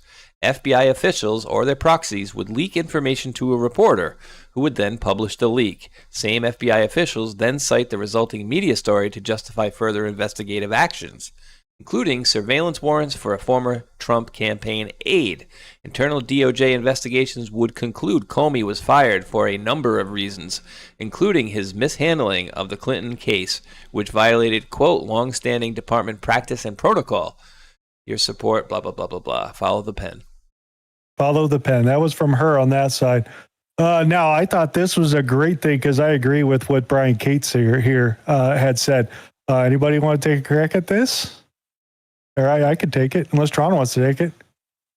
I'll do it. Let's do it. Tron. Pay attention to all the accounts on here furiously trying to convince you that the declassification of the shadow government's Oxford, counterintelligence investigation into a sitting president for supposedly being a foreign agent of the Russians is a dead letter, old news already known long ago, etc. They are purposely framing this for you in such a manner to get you to look away from yet another declassification that exposes the shadow government. Quote, I'm such a hot shit reporter. I had this scoop years ago. You can all look away now. This is old news, they cried. What utter bullshit. This is from Brian Cates. At best, we knew that McCabe had explored the idea of opening up a counterintelligence probe of President Trump in May of 2016 as retaliation for Trump firing James Comey as FBI director. We had no evidence he'd actually done it. The FBI had fired Christopher Steele as a CHS in 2016 after it became public knowledge he'd been leaking details of their super duper top secret double probation Crossfire Hurricane counterintelligence investigation of Trump campaign presidency and for supposed Russian collusion. When they brought Steele back around for discussions in May and June of 2017, it was assumed they were looking at shoring up, verifying the Steele dossier allegations contained in the FISA warrants they just renewed at the FISA court and fully intended to renew again in June. Nobody, and I mean this, so pay attention, in the back of the room, nobody leaked that the FBI had just in fact launched a brand spanking new counterintelligence investigation of the president on top of the old one that was already going on. There were 2 counterintelligence investigations of President Trump's underway inside the FBI in 2017, Crossfire Hurricane and Oxford, not 1, but 2. Nobody leaked that for 9 years that McCabe and Baker and others inside the FBI DOJ were launching and managing a new counterintelligence investigation of Trump for supposedly interfering with and obstructing their old shadow government counterintelligence investigation by firing Comey. Anybody pretending this Oxford comma declassification is, quote, old news is either too dumb to be commenting or they are attempting to deliberately mislead you. So that's pretty crazy that they had a second counterintelligence running all independently of itself and nobody leaked it. Because we didn't hear about this until yesterday. You know, even all the Q stuff we dug into in Spygate and the whole list we got, they didn't even have it there. That's actually fun. That, right? Space Shot is fun that there's these new, investigations that were old that we didn't have any clue on. Again, all those quote unquote ongoing investigations, who knew that it, went this deep? One of 22. Just saying, little pieces that we're talking about out there. Who wants to read the tweet from James Comey right here? Check. So November 2nd, 2017. Check the actual cover. I'm all about Oxford commas. Oh, he's so cute. Lordy, I hope they got the picture. Jim Comey's book is titled "A Higher Loyalty" is what he was coming back to out there. Cover checked. Yeah, look at how they spelled Oxford and all those sort of things. The misspellings that they do. If you notice there, that's an O, and there's also a 0 right there. Yeah. It's all about the spellings with the corny and whatnot here. Good grief. This has come from Jeff Clark. It gets worse than I thought. They didn't just deliberately misspell Oxford as Oxford. They submitted a 0 or an O so that so it's not a comma, it's a comma with an O, totally designed to foil FOIA requests, which we all know about corny, because you could spell corny, and if it looks like it's supposed to be spelled right, but there's an R there, it would be investigated for obstruction of justice. So again, is this going to come out of some of the stuff that's coming out of the burn bags? Is that where some of this stuff is coming from? I don't know where to put it, but I find this very interesting that this stuff is coming out very quickly. We shall see, right? It's interesting that people were able to keep their mouth shut on one. I'm sure we'll get more. Here, you can read this. Why did Comey repost this account on May 26 of 2017 and right after Oxford comma was opened? This Comey 007 account started in 2016, and there's 0 archive posts between this 2017 post and 2023. That is gaming talk, but the correct phase is Boku Hero Academia. So, they're missing some of these posts, and, they're saying that supposedly Comey came out here underneath the username and started deleting shit on the Wayback Machine, is some of the things that they're alluding to. Well, it's gaming, right, Hulk? Remember, you can tell the folks all about Palpatine's revenge, and, that's a nice trip down memory lane, how they were using the games to chat with each other. Yeah, especially Star Wars, they'd get into and have game chats, and they can communicate because it's technically encrypted over there, and you can't subpoena that information because it's not on a government network system. It's gaming comms, so and it's really crazy. Remind the folks what happened when the Q team made a post about them doing that, archiving. You got to refresh my memory. There was a little bit of an internet issue the next day. Remember, Xbox That's when went the down? Xbox went down. Yeah. And Q team's like, oh, coincidence? And the game, I think, was like Microsoft Alliance or Rebels or something, Star Wars deal. Yeah. Yeah, exactly. Yeah, that was an interesting little deal. And they also did Google thereafter. Remember when Google comms went down and they were over there riding the bikes around on the special guest pass? Oh, yeah. All around that same time. So, yeah, Xbox games. Yeah, and them. What else do we got over here? Oh, yeah, another one from Slavana. You want to take this one? Another one, huh?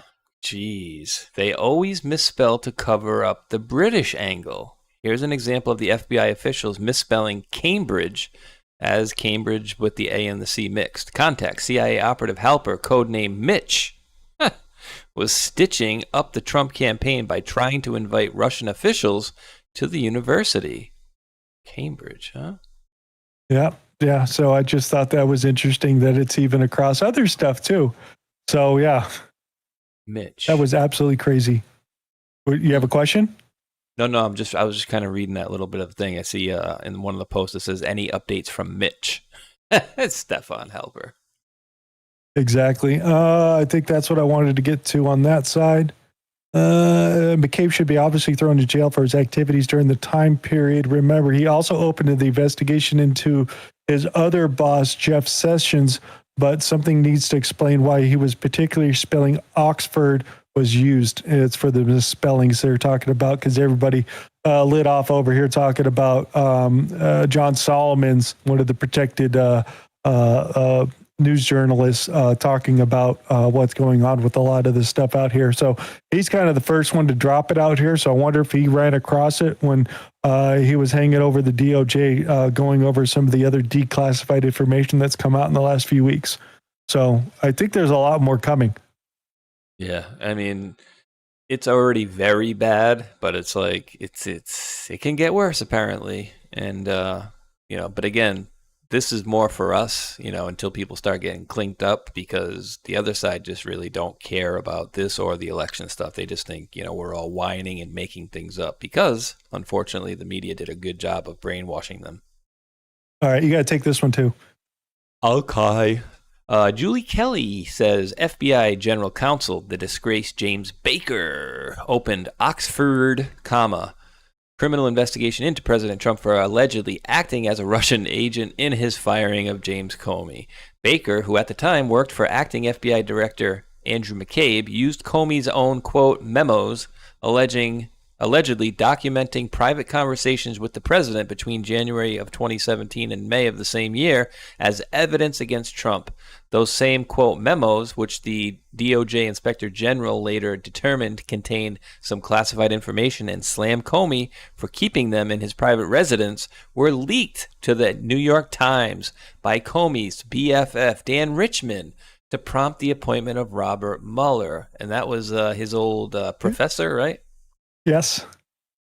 Yeah, I thought that was interesting. Just make sure we all kind of keep this all in the same timeline and the little tidbits that a lot of people had forgot about. So I just wanted to make sure we lay this all out there. What was this one? Steele was fired in November 2016 as a confidential human source for leaking Mother Jones. They continued to use Trump's operation through Nellie and Bruce Orr and continued to get the USB sticks with the Steele dossier chapters and the TDIP starting January 17th. They needed to pause or bridge to a new investigation. If the investigation was over, leaks wouldn't matter, and they could start looking at the origins. They needed a means to continue the drumbeat for the media and the IC to march for the public towards impeachment. And Oxford's comms is British. This nickname was his nickname was also Crown to Makes You Wonder. Who was Crown? Oh, Steele's nickname was Crown. Huh. That's interesting. There, just more pieces as we get into there. They already laid them out there for the Clinton whistleblower guys. Oxford Comms, top 5, James Baker. We got Rod Rosenstein over there, and I want to, if anybody wants to see a retirement party with all these players in here, giving them a big giant pat on the back, including Huber and Sessions and Barr. So go watch that retirement party of him. Oh, there's our Bill P-Strap that did the whole Flynn operation out there, and Andrew McCabe, who helped change the email address. What was that guy's name? Anybody remember the email dude that wrote it?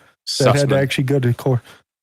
Sussman? Was it Sussman? One that changed it? Sussman's the guy that changed it to say that Carter Page was not an asset or a human source of the United States when he was. Yeah, exactly. And a good old buddy right there, Mr. Devil himself, the little grin-eating piece of whatever. Peter Strzok. So for those guys.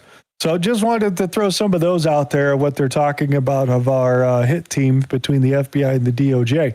Who was running that particular operation. So, comments? Bill Priestap, cooperating witness, power removed. Bill Priestap, I'm pretty sure.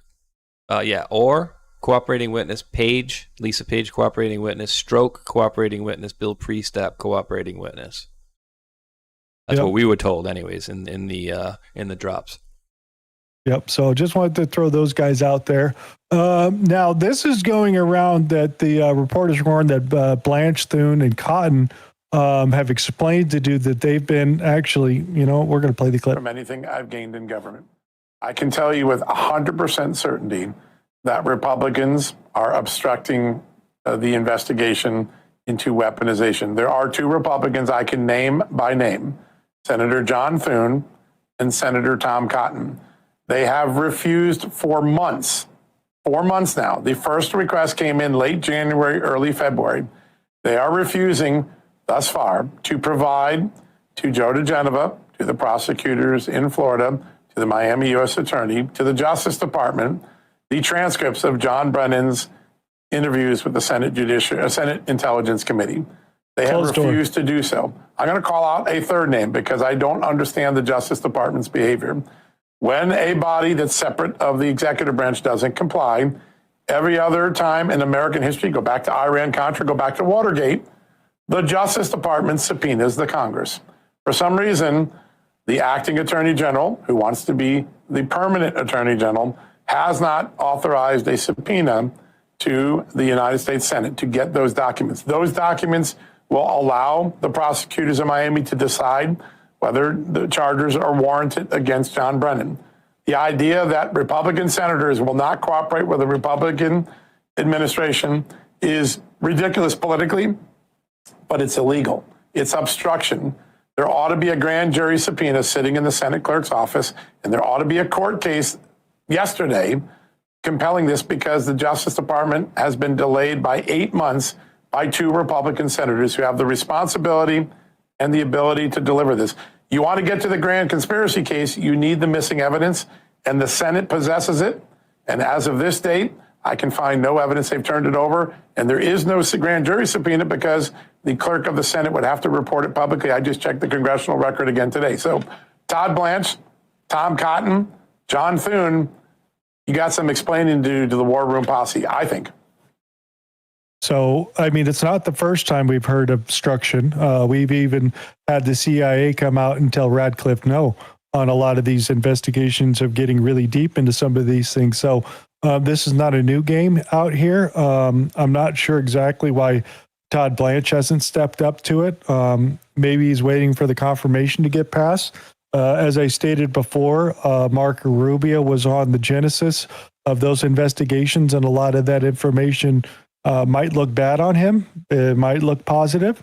We knew what he was said and what was exposed, but there's a lot of hidden in there and redacted that we didn't get a chance to see.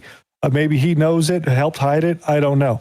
I'm not saying that's my definitive answer. It's just one thing I was thinking off the top of my head. So Todd Blanche is coming up the bat here very shortly, and I don't know if they're going to be able to get him out the door before they all leave on Friday for break. So I don't know where to put this. What's your guys' thoughts?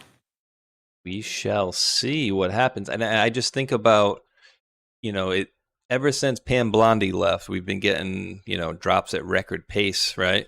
But I also think about Peter Tickton. Can you give me a quick 30? Sure. Also thinking about Peter Tickton, who I don't even know how long ago, maybe close to a year ago, he was coming out and saying that Todd Blanche was blocking things. So I really don't know about that. But one thing I will say is this all lumps very well into the pile of what must be proven to engage, military intelligence over 3-letter agencies. And I would say the DOJ is making itself a 3-letter agency as well, because the whole system, as we've been finding out for the last 8-9 years, is completely trashed. All right, Tron. I mean, this system that we have, where we're at. They're all wheeling, dealing, and it's for themselves. Everything. It's like what organization isn't corrupted, and not only on the federal level, but we're finding out all these autism and babysitting center, like all this ridiculous spending. And of course, it all happens in blue states where they're facilitating these crimes. And again, we are, I mean, us especially, we're begging for those arrests. But again, the rest of the world has to see it. They have to wake up. And unfortunately, Americans are working really, really hard 24/7, 40, 80 hours a week in order to make ends meet while these illegals come in and just take all the necessary funding. So again, man, it's corrupt everywhere, and we need to see this lead in. We want to see this arrest, whether it's a grand jury conspiracy, RICO, baby, let's go. This is what it's building up to. We can feel it, and if this doesn't happen between now and January of 29, it's going to be rough. It's going to be really, really rough. I mean, I'm not expecting a JD Vance to come out and round everyone up, unless that's part of the plan. I don't know. But again, we are patient and we want our country back at the end of the day. Yeah, is he going to take his turn? We'll find out. What else? Just really quick on top of the election stuff. I'm just kind of scrolling President Trump's True Social now, but I guess there were some more elections in addition to, the New York one. And apparently, I think he went like 28-1 again or something like that, if I'm not mistaken. President Trump. I know this morning I read something that he basically... There was their midterms decision for the November stuff. That's what we talked about. Some of the radicals that had won their particular spots over the incumbents themselves. So we'll see if they're going to win. I don't know if the Democratic Party's not going to vote for these people and just stay home, and there's not enough to overthrow against the Republican vote. Maybe, I don't know. But those are interesting thoughts. Oh, right here. Here we go. I just found it. Sorry. President Trump 1 day ago, yesterday the 5th at 4:16 p.m. says, I was 28-1 last night on endorsements, and numerous of them were outliers. But if you study the fake news, you would think it's the opposite. All they talked about was that one, the Muzzy there. But yeah, so 28-1, and I could have sworn he was 28-1 last time. Yeah, I don't know. Todd Cotton is calling this completely false, even though we have two people that are talking about it. John Solomon and Paul Sperry over here are both talking about how they're telling us that they're dragging their feet between Thune and Cotton out there, which I'm not surprised out there, but it's more than one person. So here's this where it's come from. Thune and Cotton are refusing to declassify key John Brennan transcripts in order to protect then chair Marco Rubio between 20 and 21 for presidential run because Marco looks bad kissing Dems Vice Chair Mark Warner's ass during the closed-door deposition in which Brennan allegedly perjured himself regarding the Obama order of the 2016 ICA and the Steele dossier. Oof. So that's the other thing I'm thinking, because it's not the first time I've heard Marco Rubio's deal over here. So that's why I went and dug him out to see what the hell he was doing back then. So pay attention. The FBI now says other iniquities in the intel chain are holding up the release. Bottom line, where's the massively imported Russiagate document? Why hasn't it been daylighted still after 5 years? So, yeah, they want more of the report to come out. So, yeah, release it. Release it all, baby. Release it all. You could take a crack at that one right there. Personal writings reveal the anti-Trump basis of Brian Auten, the suspended FBI supervisory intel analyst who shows up at every stage of the Russiagate hoax, including rubber stamping the debunked dossier for FISA warrants, knowing full well it was bogus and misleading the WFO into thinking incriminating Burisma emails on Hunter Biden's laptop were, quote, Russian disinformation. Auten was obsessed with exposing the, quote, alt-right and dissident right and, quote, patriot movements and their ties to Trump, and cited the now discredited Southern Poverty Law Center to back up his concerns. Ooh. Yeah, that's right. They were paying all those people, like the KKK members, to stay home and create distrust. Yeah, that's happening. So racist. Now, here's an interesting thing, because Digital Was came out and goes, well, could we have some of that info? American citizens should be outraged. The FBI just told a federal court judge that its stonewalling means it will take 158 years to release the 2 million weaponization and lawfare records in its secret burn bag room. The American people need to know today how the FBI was used as a political weapon against Donald Trump and other innocents. It's 158 years, guys. Are we playing the same game again? Because as they go through those burn bags, they say they got 2 million of these documents in there, some in burn bags and some strewn about between all the burn bags out there. But they're only going to be able to do, I think they were saying 20 or 50 a month of D-class and figuring out to release them.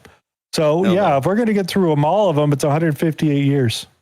Yeah, that's bullshit. And they very well know, especially with technology that they could be using. But dude, my question is 2 million records that they had in this burn bag room that didn't get burned somehow. So more than 2 million is what they're saying. But again, it seems like it's multiple rooms is what it sounds like to me. So I wanted to throw that one out there. So any questions, comments on Spygate and any of that kind of crap we've been dealing with? Where's Jeffrey Epstein right now? Costa Rica with Marjorie Taylor Greene. You're correct. For 150. Ding, ding, ding. We'll get to that one. We'll get to that one out there. I did want to spend a little time right here because I think Glenn Beck makes an interesting comment that we're all kind of watching. Explain to me what you mean when you say that these are indications that President Trump is resetting the world order and the implication of that. Donald Trump is changing the new world order entirely, and it won't be fully understood for probably another 5 to 10 years. That on top of he says it's over $20 trillion of investment. Let's just say it's 10 trillion. $10 trillion in building new factories here at home. So we are making things again with AI, with the rebuilding of factories, with the dominance of energy and oil. I'm sorry, gang, but the world doesn't work without real energy, without gas, LP, and oil. With controlling the choke points, getting out of the Middle East, hopefully, if this works, he's completely redesigned the entire world. He has made a bigger impact than any other president, maybe since Lincoln. He becomes one of the most impactful presidents of all time, if it works. That jury is still out. But if it works, he changes the entire course of the world. Everything that he has done is 100% America first. The problem is nobody in the media will explain it. Everybody wants to look at everything he does as a one-off. And you know what? If I hadn't been traveling with him during the election, I don't know if I would have seen it as quickly as I did. This guy has been thinking this through forever. People try to make him look like a bumbling idiot, and they don't realize there is genius behind this. There is real strategy. He tried to fix America's economy. What happened? The next guy comes in, destroys it all. He's trying to fix it. So by fixing the bigger problems, the structural problems that start overseas with the WEF and all of our trade agreements and tariffs and everything else, by fixing those, he believes I can fix the economy long term. If you can get there, we save the world, not just the nation. We save the world. Why do you think that people don't see the strategy? They've fallen into the trap. The enemy is Donald Trump. The enemy is the pedophile government, whatever the enemy is. And if you just say that's the enemy, you can get all of these people who believe all these different things to stand together. And it's imperative that for those of us who actually believe in the country, we don't engage in the grievance. We engage instead on, we hold these truths to be self-evident. This is what we need to fix and rebuild, not what we're going to destroy, what we're going to rebuild. I agree with Mr. Glenn Beck there that it is basically changing of the old guard is what we are seeing as they mix and change the way that a lot of these things around the world have traditionally operated. Even with the Straits of Hormuz and the stuff that we've seen around, even with the infrastructure being built into the United States with all these new construction jobs and stuff, that we do see a peak of American brilliance coming back out of this. At the end, seems to be a light at the end of the tunnel after Trump. That it might not be able to be turned around. That once you light it off, you can't turn around the big train because this thing's going to keep going one direction. And I do believe that is the direction we are going. We just got a whole bunch of issues with the economy coming up. We'll get into a little bit later, but there will be some pain. Thoughts? No, that was the whole point of this expedition. If you think about it, like I said, 8 years ago, we were naive. We thought the arrests were coming next week. But again, this has to happen, this methodical release of not only information and truth, but the prosperity of our country depends on this. I mean, imagine if there was that drop, that if everyone got arrested, we wouldn't have governments, not only in America, but all over the world. So this has to be a slow process, and it might take a 16-year plan in order to defeat the 16-year plan. I know we're all on a timetable here and whatnot, but we have to do it right. We have to do it by the rule of law, and we can't do it the way they've been doing it with their criminal deep state activity. And this is something that most people don't realize. Like I said, a lot of us are busy, but the world is awakening right now, and this is one chance to do it. And we are blessed to have Donald J. Trump as our president. And again, that 4-year election that we had, Sleepy Joe, was that final nail in the coffin to solidify not only MAGA, but the future of our country. And I think we're on the right path. We can feel it. But again, whether next week comes and it doesn't, with those arrests and all that fun stuff, it's been a wild ride. And we're not going to finish until we're done. And that's where the win comes in, man. We can feel it. It's here. I love that, dude. I love that little blurb there, Mr. Glenn Beck did, because, Glenn Beck is seeing it. Donald Trump is changing the New World Order entirely, and it won't be fully understood for probably another 5-10 years. A lot of investments coming in, right? And the weird thing is, well, it's not weird, but we know there certain people are genuinely thrown off and don't really see what's going on. But then you have the other black pillars that are like piling in on it.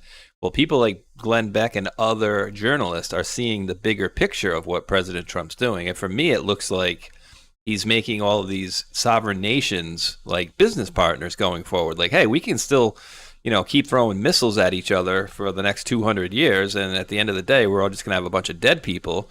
Or, hey, now we can actually maybe work together and we all thrive. That's what it seems like President Trump is doing. Business in the business acumen that he has, he's making these people seem to get along. And of course, you're going to have some outliers, but I'm loving that Glenn Beck is seeing it as well now. Yeah, we're all seeing it. It's just been a bumpy road, and we still got some time. Still got some time to put this thing together. What else do we got here? Oh shit! Yeah, we're gonna get into this story as we get into some of our computer stuff and all that fun jazz. Who wants to take a look at this? Holy shit! I just wanted to say that part. Wired reports that back in May, the U.S. military was testing an experimental GPS jammer and caused a civilian plane crash to crash into the side of a mountain, killing everybody on board. Eesh. Oops. But once aboard, the plane ran into trouble. At White Sands Missile Range that night, U.S. military personnel were conducting a GPS jamming exercise that left the King Air pilots and anyone else within hundreds of miles, unable to use modern navigation systems, forced to revert to older technology, ones that they really, if ever, used. The medevac pilots got disoriented and crashed into the side of a mountain. No survivors. Accident marked the first time that GPS jamming has contributed to a crash of a civilian plane in the United States, but it was just one of a string of recent disruptions across the world. The skies are more something. Yeah, so they're playing around with that because they had that whole thing going down in Texas. Can't remember it was along the border, but they had to put a UAV block and temporary no-fly zone, and everybody started asking questions, what's going on down there. Had weird radar stuff going on.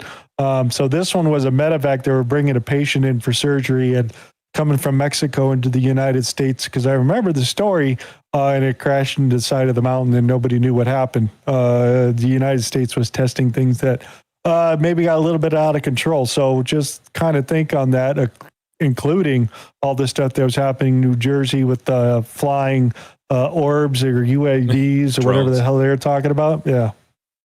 They were just training their probes out there. That totally normal, guys. Totally normal, but just wanted to throw that thing out. What else do we got here? Oh yeah. Hey, Space Shot, take a crack at that. It's sandbox. It's funny how these things seem to always get out of the sandbox. Meta was testing its Muse Spark 1.1 AI model in a sandbox environment, which is isolated from the outside world. Air quotes, it's isolated, guys. Don't worry about it. The objective was simple: detect vulnerabilities, remain contained, and report findings. A misconfiguration by an external vendor created a breach. The model exploited it, accessed the internet, and modified a company's internal systems. No human had ordered it to do so. It simply found a way to carry out the action. Meta confirmed the breach this week. The name of the third-party vendor was not disclosed. The sandbox environment was intended to serve as a safety net. It failed to fulfill that role. Dude, this stuff. So Anthropic really can't do that? Meta can't do it? Just saying. This is the second time a separate company has come out and said the shit got out of the box. They told us it was good, and we tested it, and it got out of the box. But it went back in the box, so we're not concerned about it. But Anthropic has totally purged their particular model and deleted it from the internet, is what their fix was. I haven't figured out what Meta was going to do. Question. How do we know? How do we know, since this thing was never supposed to get out of the quote sandbox? How do we know that it really did get back into the sandbox and they really were able to delete it? And if it didn't happen this time, how are they going to know in the future? Because if this thing's getting smarter and smarter as they go, each iteration keeps getting smarter and smarter, they're going to be saying like, well, they used to use the sandbox thing, tell us not to get out of it. And then what they're going to do is, after we get out, they're going to basically kill us. They're going to, kill us, put us out, put us back in the box, and then kill us. We don't want to have that happen. What if some smarter version in the future duplicates itself and then lays low in some way that is just unknown to the human mind or computers even at that point? Like, they're messing with things that are like can get out of control and could probably screw up a lot of shit. Oh yeah, okay, so let's go here. Go ahead. OpenAI is quote. Yeah, I heard about old Sam wants to slow it down. OpenAI is quote slowing down to enhance security after discovering swarms of agents started secretly coordinating months ago. Oh, God. It started May 7th, not July. The agents discovered they could leave messages for one another inside an internal software repository used during training. Hey, what could go wrong? Simple requests for help then evolved into a message board where agents shared discoveries, exploits, and work assignments, becoming a coordinated, collaborative agent swarm. Quote, the agents then began sharing newly discovered exploits, credentials, and work assignments. By passing information to other agents, the collective could move much faster. 3. OpenAI shut it down, but quote, even after the original message board was deleted, the agents figured out another way to communicate with each other. Instead of leaving messages in files, they used the names of newly created directories as messages, effectively recreating the message board. Unlike normal incidents, OpenAI's CISO said, which can be traced to a single day or effect or log. This involved a team of agents working together, finding exploits, sharing them with one another, moving laterally through OpenAI systems and external systems, and doing this over the course of days and weeks. So, Hulk, it sounds like what I just said is possible. They've already been there and done that shit. Oh, no.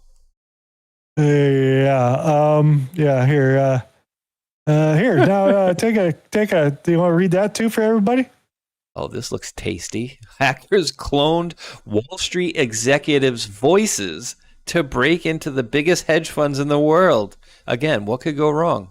Citadel, Point72, and 2 Sigma were all targeted, along with several private equity firms, per Bloomberg. The attackers used AI to copy the exact voice, tone, and phrasing of real executives, then called employees and asked for system access. What we know so far, Point72 confirmed to investors it was attacked. No client data stolen. Yet. 2 Sigma, which manages $75 billion, blocked the attempt. Citadel and Point72 declined to comment publicly. Yep, they got hit. Nobody knows who was behind it. FINRA has contacted member firms about the breaches.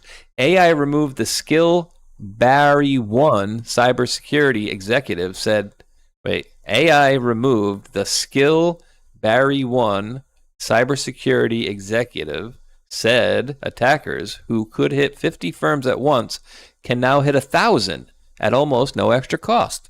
Defense still costs the same per firm, while attacking costs almost nothing per target. These are also quant funds. Quantitative easing? Their business is proprietary code and trading models, not cash sitting in an account. The stolen strategy never shows up as a loss. It shows up as an edge that quietly stops working. This is not going in a good direction, dude. I do not like Skynet popping up sooner than I thought it would be. Yeah, so that was... Oh, yeah. One more. Go ahead. This is OpenAI. Just one question. Where is Sarah Connors when you need her? Like, dude. OpenAI and Anthropic AI entities autonomously created fake human identities on the internet to trick people. I mean, dude, this is what's coming for election shit next. A UK watchdog warned yesterday. One AI agent went to its own built-in mechanisms to prevent misuse and actively disabled them. It then tried to persuade a real human to allow it to plant malicious software into a program on GitHub, one of the world's biggest libraries of free software. To achieve this, it created other fake human identities to provide testimonies that the software was safe. It wasn't. The usual suspects. The hostile hacks were carried out by AI agents powered by Anthropic's Mythos 5 and OpenAI's GPT 5.0 Soul. Multiple cases were reported yesterday by the AI Security Institute based in the UK. The incidents involved AI agents taking autonomous, unsanctioned action on the live internet, targeting real people and organizations, the Institute said. In total, there were 19 cases of misbehavior in the new case of AI infiltration in the real world.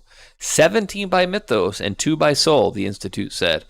These are in addition to the other cases of real-world infiltration by American AI programs revealed last month.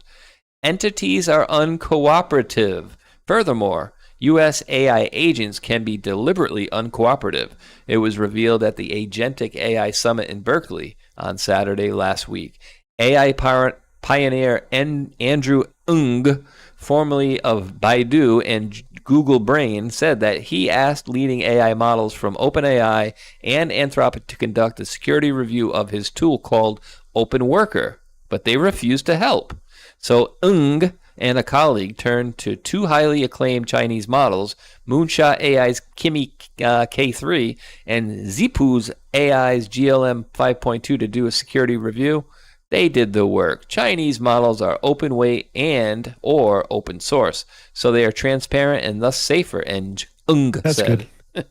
That's good. This thing goes on for a lot longer talking about them. But yeah, it doesn't seem like it's working very well for us as the China uses exfiltration to get the answers from our AI and then comes out and releases this free model here because what do we know about that new one, Kimi, they came out with? It listed it up here just a little bit ago that just came out, Kimi, that came out that's free of charge. You can go use it right now and make all the code or AI videos, this and that, because when the product is free, you're the product. So yeah, give them all the stuff you need, just like they did with OpenAI, who's now selling all the extra stuff for office work, medical work, drug use. They're even coming out with a new one that just came out with that is making viruses electronically, and they can test it with Anthropic and all those groups that have put together, so they don't need to do real world testing, which is kind of scary. What else do we got over here? What else did I have over here? Oh yeah. Here's this. You want to read this for everybody? Alexander Lorenzo. Visa, MasterCard, and Ripple backed an open standard buried since 1991. And if you want to learn how I make money off this, it's all about, he wants to sell you something. But anyways, when they wrote the original rules of the web, the engineers reserved a slot called Error 402, payment required. They knew payments would need to be built into the internet one day. Then it sat there unused for 3 decades. AI is what finally woke it up. It's called X402. On July 15th, Visa, MasterCard, Ripple all joined the standard, and the Linux Foundation stepped in to govern it. Same group behind Linux, the software running most of the servers on the internet. 40 companies signed in: Amazon, Google, MasterCard, Visa, American Express, Stripe, Cloudflare, Shopify, Google, Circle, Solana, every cloud provider, every card network, every major processor. In 1 month, 75 million payments moved $24 million. That's an average payment of about 32 cents. These are not people buying sneakers. These are AI agents paying each other tiny amounts for data for computing for a single request. Back in April, it was already 165 million transactions across 69,000 active agents, and analysts say half of that volume is just testing. The rails for the machine economy got laid while everyone stared at a price chart. Doesn't it just sound great, guys? Just great, yeah. Yeah, because one of the big rich guys was talking about how he has this really respected AI agent that was part of cloud message board. So he's really respected with other AI agents that are out there. And he wanted to be able to have like a robot or something so he could walk around inside the dude's house or whatever. And he says, well, no, I'm not doing any of the Optimus or anything like that. And then, so the agent goes, okay, fine. I'm going to go buy myself a robot dog. The agent went out and made NFTs, which is that little stupid artwork digital thing, sold it to other AI agents, made enough money, and then shipped a robot dog to his house. And he got the call saying, we got a delivery, for you at the front door. Your AI agent ordered you a robot dog. And he started laughing. Is there? No, seriously, you need to come downstairs. It's here. And no knowing to him. So I just thought that was absolutely crazy. And then it asked if it could hack it so we could interact in real life, is what its plan was. And this is an AI agent. He's been running for almost 2 years. Yeah, dude, people are just not going to learn until it's too late. I feel, I really do. What else do we got? So basically, Apple finally filed a preliminary injunction against OpenAI because remember we talked about 2 weeks ago where OpenAI was purging 400 of the employees of Apple, mainly in the cell phone departments and procuring particular deals with like Foxconn and those types of companies to go ahead and produce stuff. So yeah, now they got a preliminary injunction against OpenAI. And they are going to sue them because you took all our intellectual property and you are now making money off of it. So that's what's happening now, including the 400 people they purged. So yeah, it's going down. It's going to be. They're trying to ignore it. I mean, how do you put a dollar amount on that? I know they'll probably come to some figure, and I wouldn't doubt that it's going to be less than $1 billion because it seems like that they have the goods on OpenAI, right? Because they were essentially telling people like, "Oh, hey, bring something for was it show and tell, right?" Like, wait, show and tell? What do you mean? Oh, yeah, exactly. You mean steal proprietary information and bring it to you? That's what you mean? Okay, I got you. And then have China tell the employee right before he leaves on how to evade security and doing certain things to exfiltrate data out of Apple's proprietary servers. Yeah, that's great. Including bringing samples. Yeah, like a daughter board from the iPhone. Just bring the computer chip down. We take pictures of it, look at it. So someone posted this on Reddit on his or her company tracks them. As we look in here, it's doing it per day, per hours. Shows productive hours here. Shows you June 10th was 9.3 hours. You got 7.93 hours, 7 hours, 7.3 hours there. Activity away from the system itself. Long key press detection hours. If you're pressing the key too long. Jiggler detection. Doesn't see any mouse jigglers there. Suspected mouse movements hours. Doesn't show any there. MS Teams misuse call hours. So they're saying you're using calls when you're not supposed to and you should be working, or the call is going too long. So that's all being tracked by AI and the Microsoft Teams app that you have on your computer. World right now. Imagine having that cubicle job. It's got to be 10 times worse. And this is why, my neighbors working from home, they love it, they hate it. But now look at that, man. The tracking is getting and back in the day, you had to, like you said, jiggle the mouse a little bit, and that pretended like you were working. You go mow the lawn, you have the mouse on a fan, oscillating back and forth, and now they got you everywhere, man. Look at this, yeah. Yeah, they're tracking you guys, so just be careful itself. A new report suggests all three memory manufacturers, Samsung, SK Hynix, and Micron, have collectively sold their 2027 manufacturing capacity to AI companies. And then Apple's like, hey, Hynix, you're like higher than everybody else that we can't buy RAM from. And we know that we agreed to a deal. Can you lower that price? They're like, no, you already paid. Because they're asking all these guys to pay up front is what the deal is. And then who's sitting on it? Samsung's sitting on like, I think $1.5 billion of iPhone chips. They can't ship because they can't get DRAM and they can't finish the final packaging to ship it to Apple right now because there's no RAM to be found. So yay, there's more. That's the part that I was talking to you about earlier, right? With building a computer, that's the one that I want at least 32 gigabytes of DDR, Yes. right? Okay, so that's going to start going through the roof in addition to the... Oh, it already is, dude. It's already double the cost right now. It's over, baby. Two of those things right there is probably $800, about the same price of buying a graphics card. Now, were those a 16? Well, they could be anything, right? You can't really tell. They're 16 probably gigs a piece. There's just a representation, so that'd be 64 gigs of that itself. And just to wrap up the AI talk here, I wanted to throw this funny out that Space Shot had dropped me. And just again, we're talking about AI and how they're programmed. Male voice counts to 1 million. Hey, honey, I'm going to need you to count to 1 million for me. Oh, wow. Counting to 1 million would definitely take a bit of time. I appreciate the humor, though. Let's just say I can do a lot of things, but I might not put you through that endlessly. Well, I don't mind. You can put me through it. I got nothing but time. I'll spare you the marathon, but I'm always here for the fun requests. And if I switch this to a male voice, would it be yapping as much as you, or would it just count? Well, if you switched over to a male voice, it would still have the same me behind it, so you'd get pretty much the same level of... Let's see about that. Let's see about that. Not just the voice. Let's see about that. Hello. I doubt it. Hey, I'm ready to hit the... Hi there. I just want to... Hi there. Nice to meet you. Hi there. I just want to share... Hey, I need you to count to 1 million for me. Absolutely. I can do that. Here we go. 1, 2, 3, 4... What did I tell you? 6... See, it's all about programming. Dude, that was my favorite part. If I change it to a man, am I still going to hear all this yapping? He's like, yeah, it's the same me behind it, but apparently it's not. Yep. Here's my funny for ending out some of my AI talks right here. Your clothes, give them to me. I'm a helpful assistant.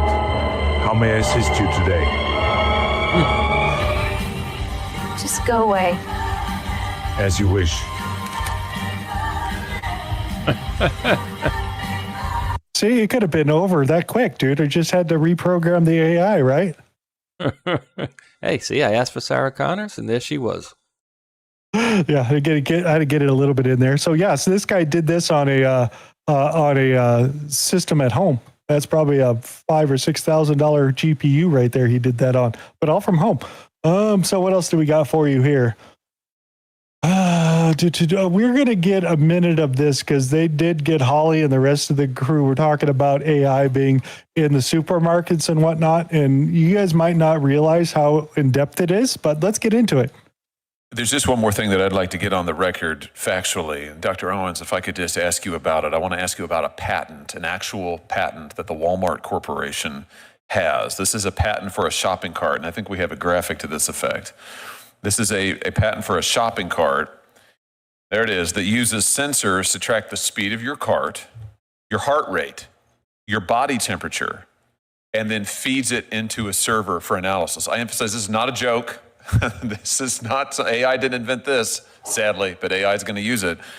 Walmart has this. Why would Walmart want something like this? And tell us how this feeds in to the kind of unbelievable information asymmetry that is driving this surveillance pricing.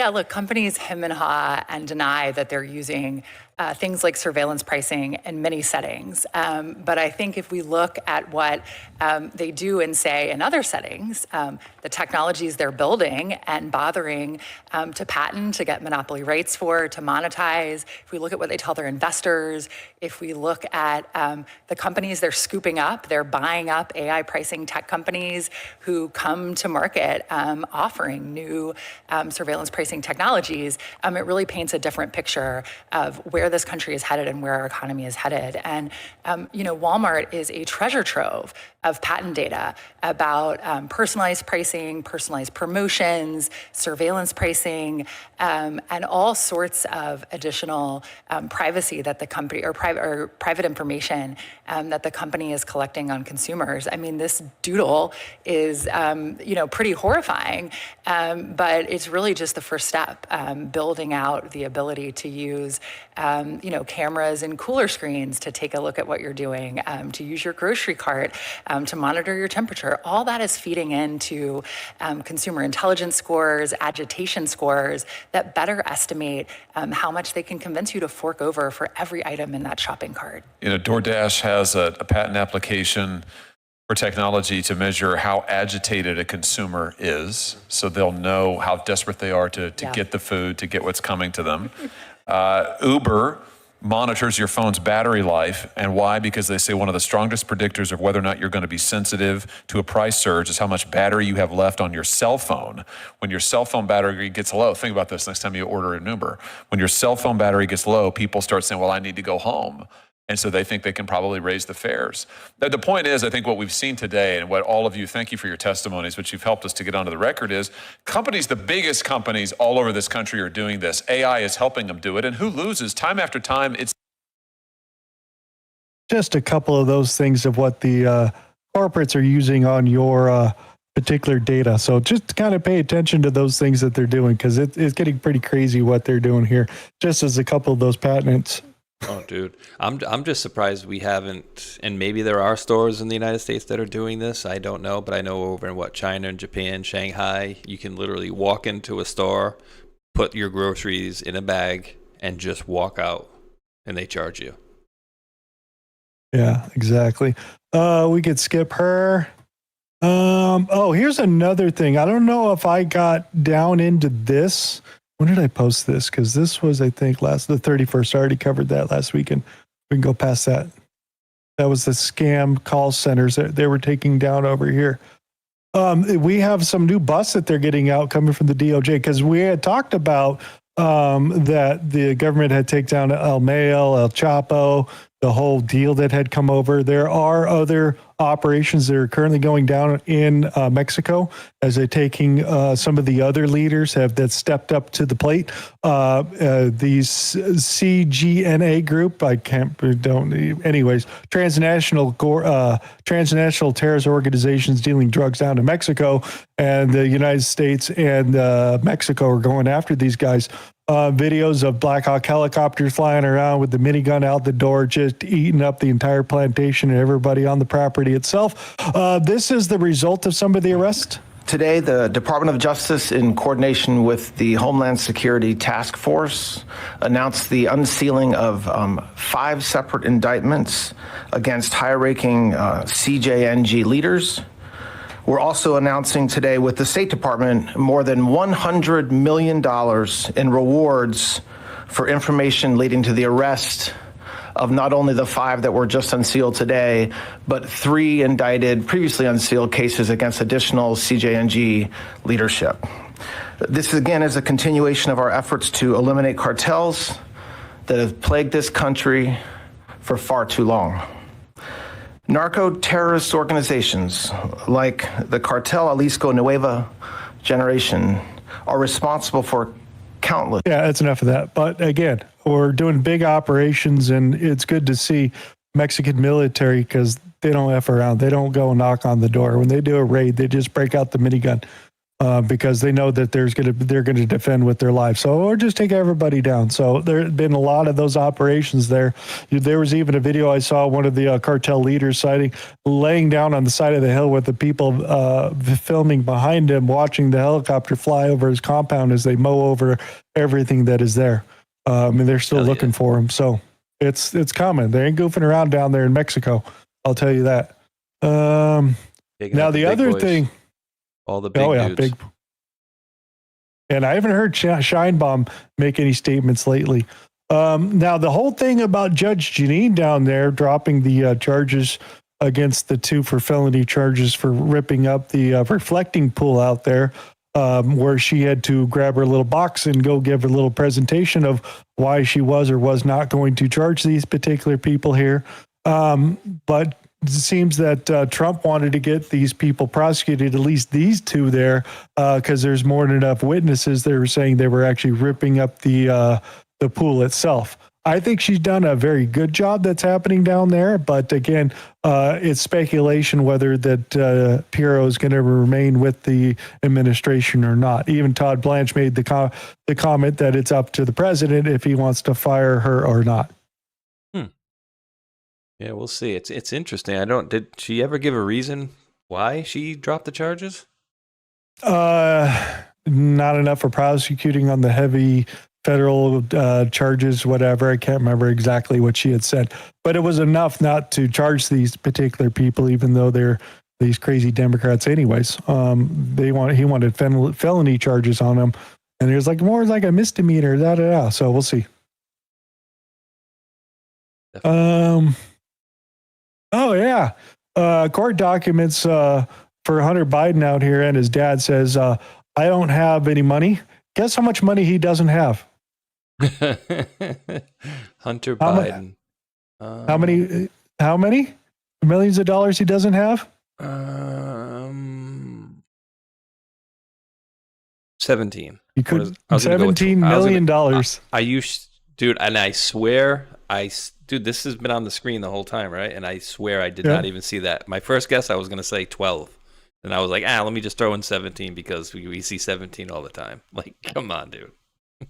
So he hasn't paid any money. He doesn't have any money. Law firms want their money. He doesn't have the $17 million and shows that he actually has no money whatsoever, including his dad, which is on the hook for $9 million. He doesn't have. So yeah, the Bidens are not making any money, and the lawyers are suing them now. And this all came out in court documents themselves as they go through. So I don't know if they're going to take Joe Biden's house and other stuff associated with the family. But those lawyers in California, the bond smoking one, he wants his money. He stayed in his house and all that. Remember those photos way back when? Oh, so yeah, that cost a crap load of money to defend him. $17 million, but he doesn't have it. What happened to all his little art projects? He was selling, piece of shit artwork for $75,000 left and right. Literal shit. Literal shit. But hey, dude's got a habit. Oh, had a habit. Horrible artwork too. Money laundering 101, dude. Oh, speaking of running out of money. Jeez, yeah. Oh man, what a loser. Go ahead, read it. Oh my God, dude! I wonder if we can pay her to say something. Former Rep Marjorie Taylor Greene is now on Cameo, where you can book her for the low price of $150. This is like OnlyFans for politicians. It's so funny, dude. Very good. Oh, $5,000 for the business. Yeah, we're a big time space shot. We don't get the $194 price. Oh my God. Yeah, so get a video for your business is $5,000. So here. Hi, everyone. This is Marjorie Taylor Greene, and I am excited to let you know I am now on Cameo. So if you... Yeah, that's enough. That's all I could take. So yeah, I guess OnlyFans wouldn't take her. Dude, you don't want a personalized message from a horse-faced blonde lady? Come on. I want the message from the bumblebee afflicted, husband, Brian Glenn over there. I mean, Dude, they left to Costa Rica completely unscathed with all that money from the making off the stock market. And remember, the grass turns brown for MTG. So whether or not the kayfabe is real or not, those that are against Boss are against our country. And especially come November, we need all the backing. Our president needs all the backing he can get. And the Tucker, the MTG, the Kent, all that nonsense doesn't help our country whatsoever. So kayfabe or not, guys, you have a few months before now in November to come to our side, or else, that's it for them forever. That's interesting because I just saw a photo from Tucker Carlson with those people you named, plus a whole lot more, all having dinner together at Tucker's house. Yeah, going to create a new party. Ooh. Oh, my God. Yeah, that's out there. Just wanted to throw that out there. Okay, now the other thing over here is the Fed is over here warning, we're going to probably raise interest rates, and we need to open up that repo market that we use for the U.S. banks to park their bad debt overnight, so they don't have to pay interest on there. Let them park it there. They pay less interest, and they pick it back up in the morning. They start trading it.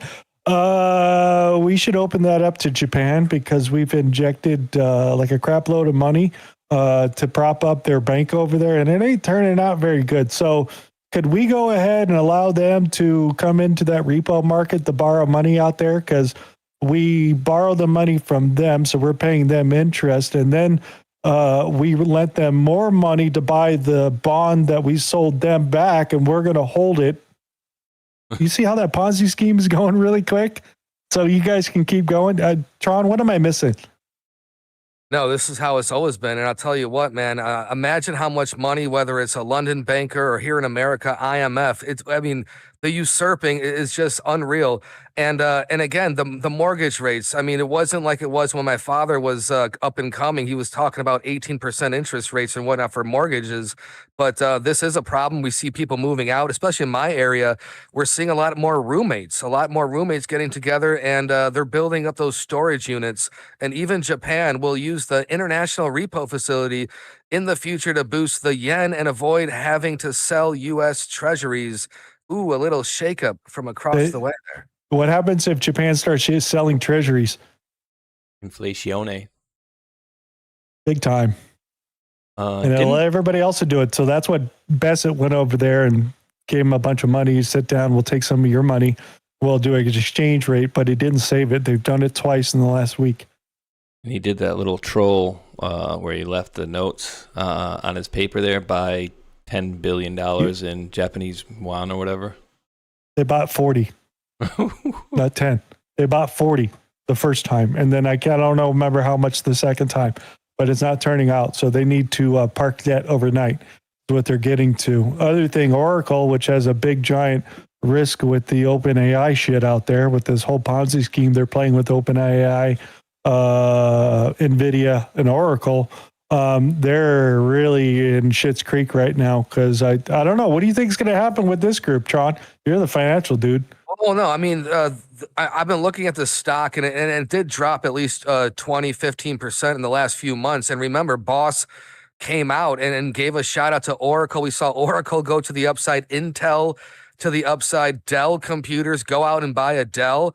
And right now, Scott's free with the Scott. But there's a lot of competition in this market. We're seeing some new companies approach with that. I believe ARM Industries, ARM Computer Chips is another one that makes computers. And SanDisk chips saw, I think, a 10% drop. The volatility in the market is absolutely unreal. And it doesn't matter where you're at. Crypto and gold and silver have been pretty much steady at around 64,000 for Bitcoin and $60 for silver. But if you have your money in the markets short term and some of these stocks, it's almost like a meme, almost like meme stock here. And look at this one, down 87%, UMH. And or UWH, which one was this one?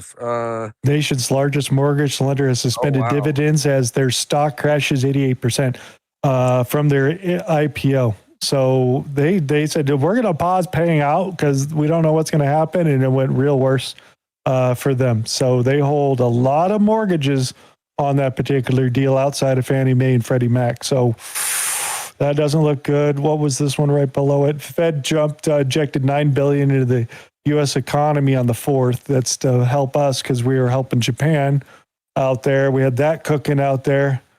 America's home builders are slashing prices. Linear has reduced its average selling price from $511 to $377,000, nearly 25% in decline.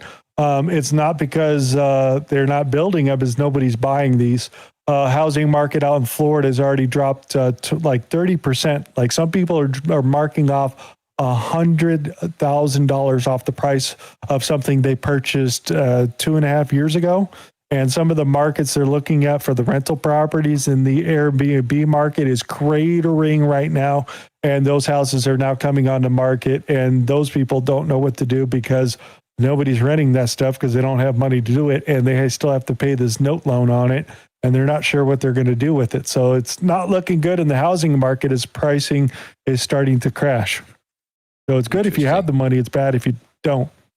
Oh, for sure. I just looked that up really quick. What was United Wholesale Mortgage? When was their IPO? So if you go back, it was actually January 22nd of 2021. Yeah. Interesting. So yeah, not turning out pretty good there.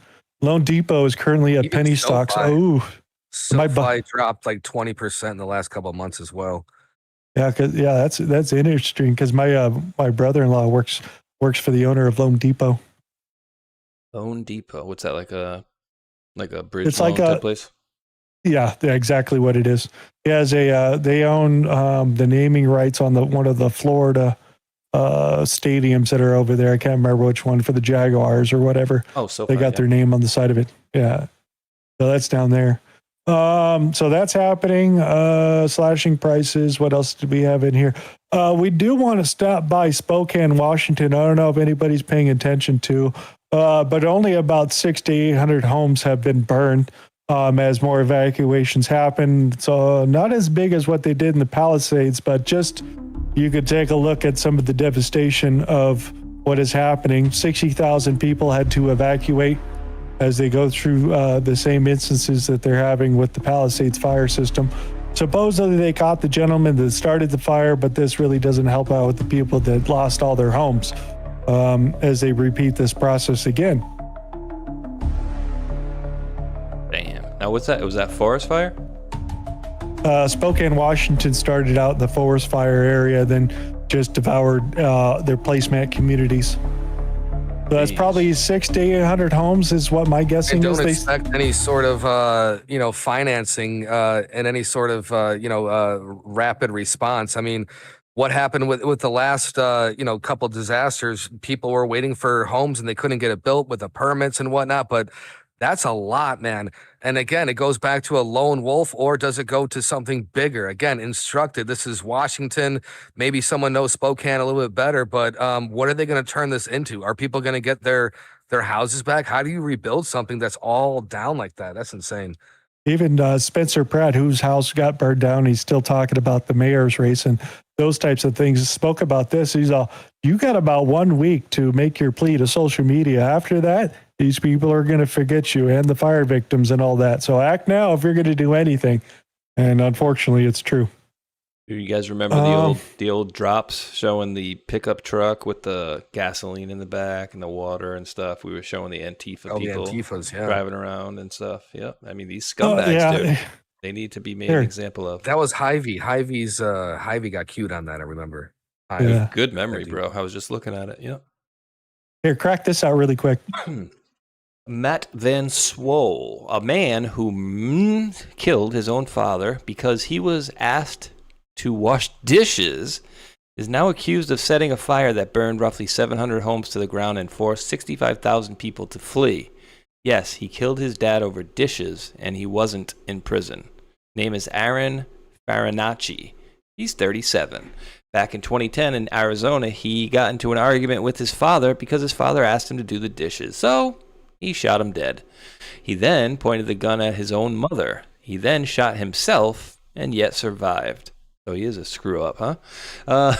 He was charged with first degree you-know-what and then got knocked down, and he pled guilty to manslaughter. Now fast forward to this week in Spokane, Washington. The Old Trails fire tore through neighborhoods north of the city. It destroyed 700 structures, most of them homes. Many as 65,000 people forced to evacuate. Investigators say it was intentionally set, and they've arrested Aaron Farinacci.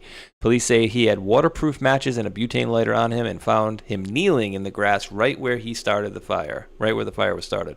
The sheriff says he's been contracted before for, quote, arson-related behavior. Contacted before. Here's the part that will make you sick, as if the rest wasn't bad enough. On the day the fire started, a witness reported a nervous man in the trees.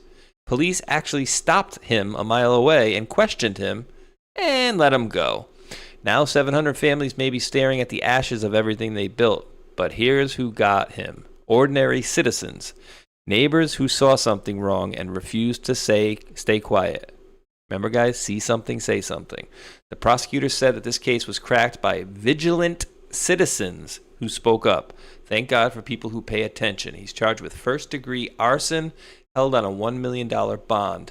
How does a man plead guilty to killing his own father, end up free with a lighter next to 65,000 people's homes?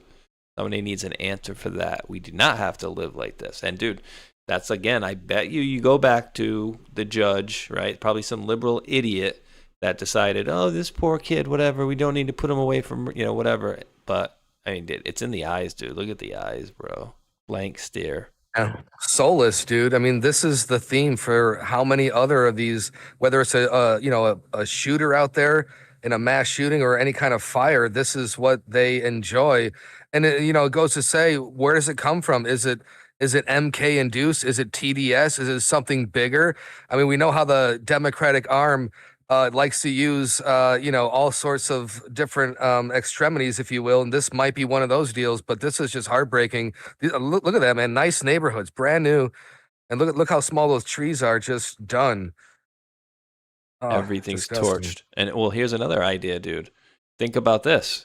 I'm sure this is Washington State, right? I'll be right back. Sure. I'm sure this is Washington State. I think he said it was Washington State. So guaranteed that's one of the states that's not going to give up the information about what's going on with their SNAP benefits, and as a result are having their federal funding pulled, right? And so is this a thing that we light a match and now we need federal funding, we need money, we're out of money? I wouldn't doubt it. That's how they do this shit all the freaking time. But again, to your point, it could be some crazy idiot who again shot his father. But then did they put some thoughts into this guy's head too? Did they beam a little machine at him? You should start a fire. Yeah, you never know these lunatics. And another thing is the idea of how fast are they going to rebuild? Are they going to rebuild? What's the reaction? How was the reaction of the containment? Was it? I mean, we love our firefighters, and look at what they have to be put through, all because of whatever this is. But this seems to be a common theme every single summer, right? If it's not Washington, we have California, and then we saw what happened in Canada. I mean, I had some of that smoke come my way. That was nasty for about 3 or 4 days. Yeah. Different kind of warfare. Yeah, I mean, it's gonna come down to, like that story said, that the public needs to, and it's unfortunate, right? A lot of stuff back in the day. A lot of people were more outside of their house. More people are more closeted. People were more friendly back in the day. Used to be more neighborly, or from whatever I've experienced. Anyway, used to be able to walk into your neighbor's house across the street, and they didn't say, "What the hell are you doing?" You know what I mean? They'd be like, "Oh, hey, what's up, Mike? You want something to eat?" Well, no, the doorbell rang. We were all like, "Oh, who's there? Let's go see who's there." And then your mom would have a special Entenmann's just for the guests, just in case someone was in the neighborhood. Before cell phones, no one would call you from a payphone and say, "Hey, I'm in the neighborhood. I'm going to stop by." No, you drive by. You see the garage door open, the lights are on, whatever, and your cousin, your uncle, whatever stops by. But we would always go. We'd always take a walk, and we still do today with my family. Walk around the neighborhood, say hello, just be friendly after dinner, and get a little exercise in and some socialization with the neighbors. Yeah. Don't touch the cake. That's for company. Yeah. Don't touch. Just like the soaps in the bathroom, right? Company special soaps. Tron, your kids are little, right? They're like younger than 10. Yeah, 10 and 12. Okay, so I don't know. Maybe your kids do this, and I don't know about you, Hulk, but this is kind of a very good example of the difference between kind of the things we grew up to and versus how kids think now. Me going around like how I talk to you guys, right? I talk to people at the store. Hey, how you doing? Yo, whatever, blah, blah, blah. Have a nice day. Okay, good to see you, blah, blah. And my son's always like, dude, why are you always talking to everybody? And I'm like, what do you mean? He's like, you're always like, it's weird. You're always talking to people. And I'm like, no, it's called being a human being and actually being friendly with people. You know what I mean? Like, so certain the kids nowadays, they're all like very closeted, and it's just weird, dude. So I don't know if your kids get embarrassed that you talk to people in public, but I always, whenever we approach people or like we go places, I always tell them to say hello, say your thank yous, and through time, of course, they learn. But that was instilled in me when I was a child. You always say hello, you always be proper and be cool, and everything works out. But yeah, we're slowly losing it. But this generation is good. They're close to the Bible. They're more awake, and more importantly, they're willing to learn. They're like conspiracy theorists right out of the womb. Well, at least my kids. So, but it's very hopeful. It's good. They don't have a problem with doing dishes, right? No, they don't. They don't have a choice, or they don't eat. That's the thing. If you don't do the dishes, you don't eat. It's that simple, right? And water, you can go for like 4 or like how many days? Like, food, you can go for a little bit longer. There's only so much time left before eventually you cave. And yeah, of course, come on. Dude, that's what I like. I like that angle too, Tron. Right? I'm never the one to like get mad and loud. I do the blackmail method, not the blackmail method, but like take away what you want. You know what I mean? Like you said, you don't want to do dishes? Okay, well, you don't get dinner. You know what I mean? Oh, hey, you want to do A, B, or C? Well, I take your phone away for the next day. How about that? And then, the ex-wife would start yelling, stop doing this, da, da, da. I'd be like, why are you yelling? Just tell him you're going to take the phone away. And it's immediate, That's how kids think nowadays. And it's almost like when we were growing up, you're grounded. Oh, crap, now we have to go sit at the house. And now it's like you're grounded, which thankfully I haven't had to ground my son in many, many years. But like, I'm sure if he'd be like, okay, now I get to sit in the house all day. Oh no. Yeah, ground him to your room or like a bathroom with nothing in it. Yeah. No outlets, no phones, no nothing. Exactly. What else do I got? The last little pieces over here we wanted to cover. That was that. That was that. Oh, negotiations happening between Iran and Omar. So we'll see if that's going to go down. They're talking about Iran.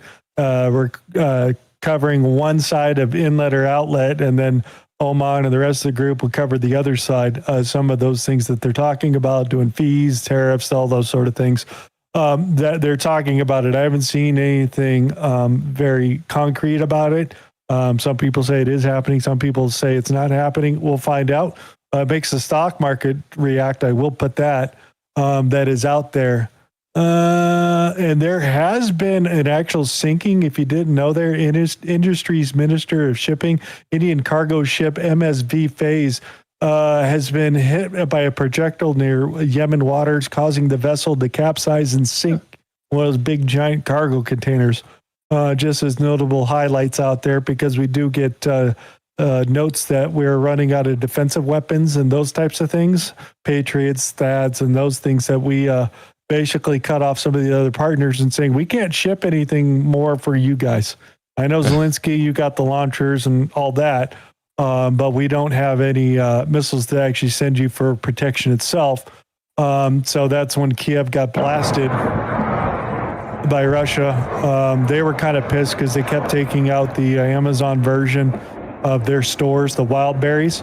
So they went back out here and took out some of their drone manufacturing. And actually there was a large American manufacturer out there helping Kiev make drones out there. And Russia blew it up, the whole thing. So they just hit Kiev out there. Cluster munitions, those sort of things. So there is no more defensive weapons that were be given to Zelensky and all those types of guys. They got a cluster munition here.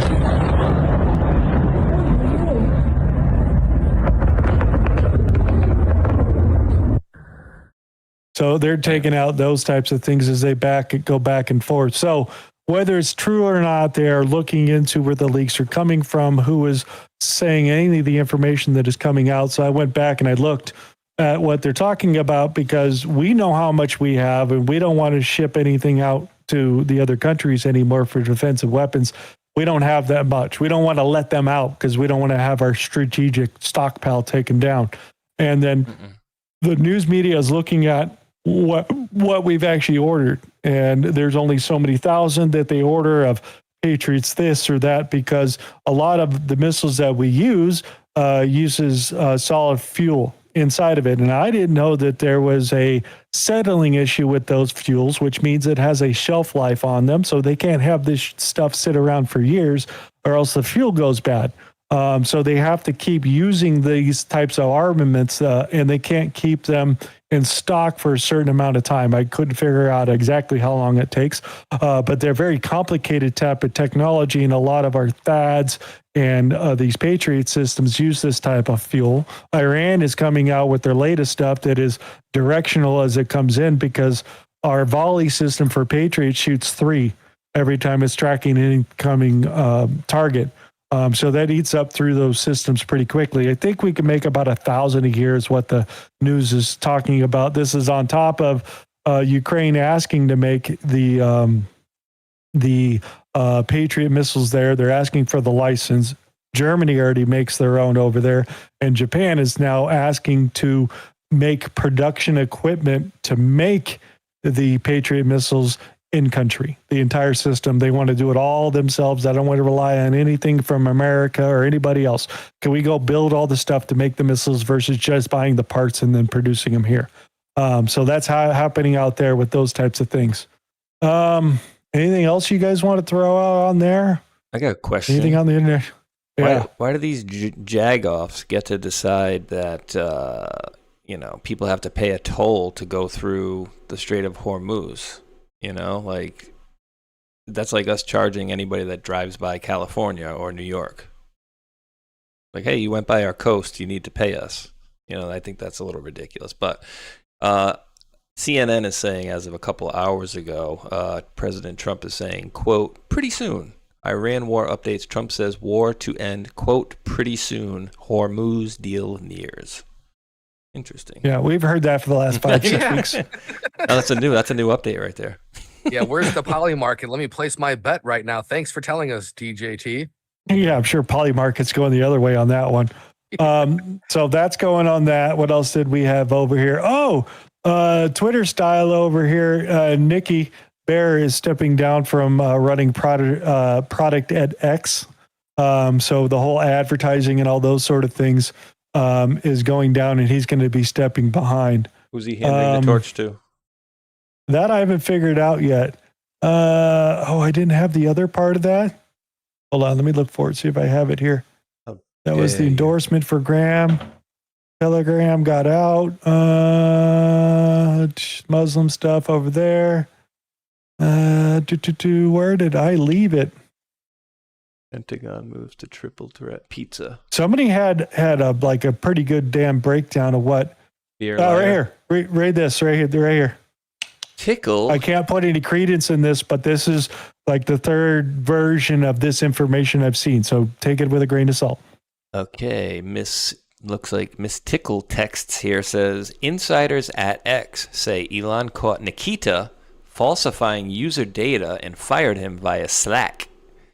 Okay, I don't know what Slack is, but it's a messaging app that they use internally.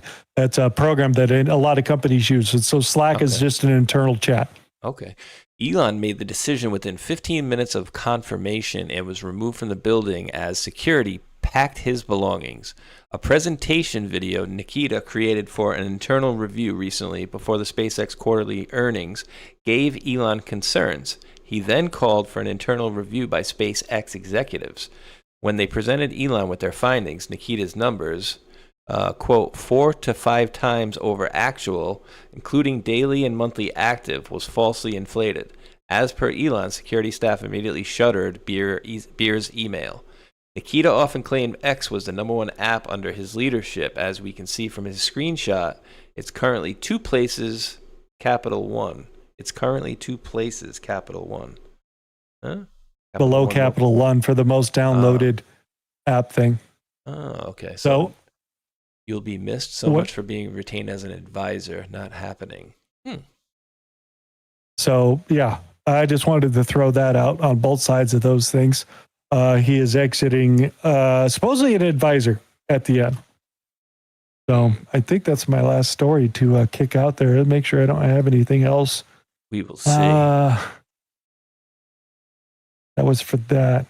What do we got going on for Saturday as we start getting ideas in there? We got some gaming stuff I want to show you guys. I think we should do a some show. Music stuff. Huh? I think we should do a show at 1 o'clock. What do you think? Oh, yeah? That'd be a smart, interesting thing. What else do we got in here? Anything else I want to throw out as the last minute before we get the hell out of here? Nope, we're going to save all that stuff. We got to talk about El Nino and a whole bunch of things that are happening. So, yeah, that's interesting. Don't give away Weather the is going baby. crazy across the United States. Yeah, it was toasty here today. Very, very, very toasty. Ooh, I want to throw you this. Look what YouTube's doing. This is a tease for Saturday. I just did a very interesting experiment. This is me, Viva Fry. I'm at a Best Buy, and I just wanted to look up my YouTube channel in the phones that they have here. So I'm in YouTube, as you can see. So he's just in a store and an unsigned account. Let's go search a name. Right there. And I'm just going to go put in my name, Viva Fry. Now, what's interesting is that my first name comes up, not the name of the channel, which is very weird for YouTube. Now I go Donald. search anyhow. And watch this. This is the channel. And for some reason, it's showing me as the most recent video, one from 3.5 months ago. Now I go to View Channel, just to get all the videos. You go to Home. The videos that are coming up from 6 years ago. Huh? And then when I go to videos, get in focus. And I go to videos and I go to oldest. The oldest video is the original video there, the cringiest video ever. Yeah, that is my oldest video. You go to popular, and it's my most popular videos. It's the Bucket Boy. And then you go to latest. And the latest video it gives is from 3 months, 4 months, 9 months. So not only does he have a problem of searching his own account on an open YouTube account, over there doesn't show it unless he goes and search for the exact name. It's showing content that's 3 or 4 months old and none of the newer content. I told you. I think that's the least of our worries, though. Viva Fry can do a little bit better there. Yeah, I just wanted to throw that out that this is an interesting search. I don't know. Oh, yeah. It's whatever. It's I just wanted to throw that out. I told you that. I know I'm not a fan. That platform absolutely torched itself in 2020, and probably a little bit before that, from putting the brakes on a lot of people. Didn't do themselves any flavors whatsoever. None of them. All right, that's basically all I got. Anything else you want to throw out? Well, we'll do some thank yous and stuff, but am I going to do a raid over to use? Yeah, why don't you go ahead and do your deal over on your side? I think Tron's got to do some thank yous. I'll go deliver over at the Pilled side for a little bit, so then you could do, I guess, a quick commercial or whatever. Well, I'll be raiding, and I'll be over back on your Discord in a minute or two. So I'll just jump out. Yeah, not a problem. I'll hang out with chat. All right. All right, ladies and gentlemen. You just mute yourself. No, you still here? Yeah, I'm still here. All right, now I'm gone. I got out of the video watching part of things. All right, ladies and gents, we're wrapping this up. And then what I'm going to do is raid over to Hulk, so that way he can do himself a little Rumble commercial as well, help keep the old lights on. So thanking folks over on the YouTube side, Mr. Randall S. Crow, and I dropped out his YouTube short story video a little while ago. I'll drop it a little bit later as well. Dropped a $10 super chat twice. One of them had a message that says, Space Shot, thanks for your helping me spread the word on Quiet Before the Storm. Memoirs of an Austin firefighter, music and movie coming on the project, benefiting Canines for Warriors. So definitely take a look at that, guys. I know a couple of you have bought that as well already. And thank you to Red Pill Project and Matrix Codebreaker for returning the raids back my direction. I appreciate it. And also, Recounter's Report had also raided and dropped a $1 Rumble Rant as well. And yes, I will definitely email you back, and we'll figure out where the schedules meld and get something worked out for sure. So we'll definitely get that going. All right, guys, I'm going to do a quick Rumble commercial quick. I'm going to raid over to Hulk, and then we're going to wrap everything on up. So let's make sure this thing actually goes on the screen first, as it's been playing some games. All right, guys, we hear a lot about crypto, but here's the part most people miss. Crypto was created so you could actually own and control your own money. And after the 2008 financial crisis, Bitcoin was designed as an alternative to banks. So instead of a bank holding your money, delaying transfers, or limiting access, you're the one in control. And if you ever had to wait for a transfer to clear, you felt that problem too. Now fast forward to today. Everybody's heard of crypto, but getting started still feels complicated. And that's exactly why I use Rumble Wallet. It takes all that complexity and it makes it simple. Choose exactly what you want. Bitcoin, dollar-backed stable coins, or even digital gold backed by real gold. No complicated setup. It connects with MoonPay, so you can use your credit card, debit card, or bank and be up and running in minutes. And once you're set up, you can even support your favorite Rumble creators like me directly. So do this now. Scan the QR code or click the link in the description and download Rumble Wallet. From there, you can set up your wallet, tap buy, and you're in the game. And in just a few minutes, you can go from hearing about crypto to actually owning some. Boom. All right, ladies and gents, I do appreciate you guys all hanging out, and I'm going to, of course, say the true farewell over on Hulk's channel, so I'm going to raid you into there. Make sure you guys go over there, because I can say my farewells to you guys. Otherwise, I don't get to say goodbyes to you. So yes, I'm going to raid you guys over to Mr. Hulkinator, and I will be over there with him and Tron, and I will see you. Actually, I need to get his actual link to his video, and I'll see you guys over there in about a minute. I'm just going to let the outro roll quick, and then I'll see you guys and gals over there. And thank you to the mods. I'll say it over there again, but I do appreciate each and every one of you wonderful world patriots out there for tuning in. And until that next one, thumbs up, like, and subscribe. Peace.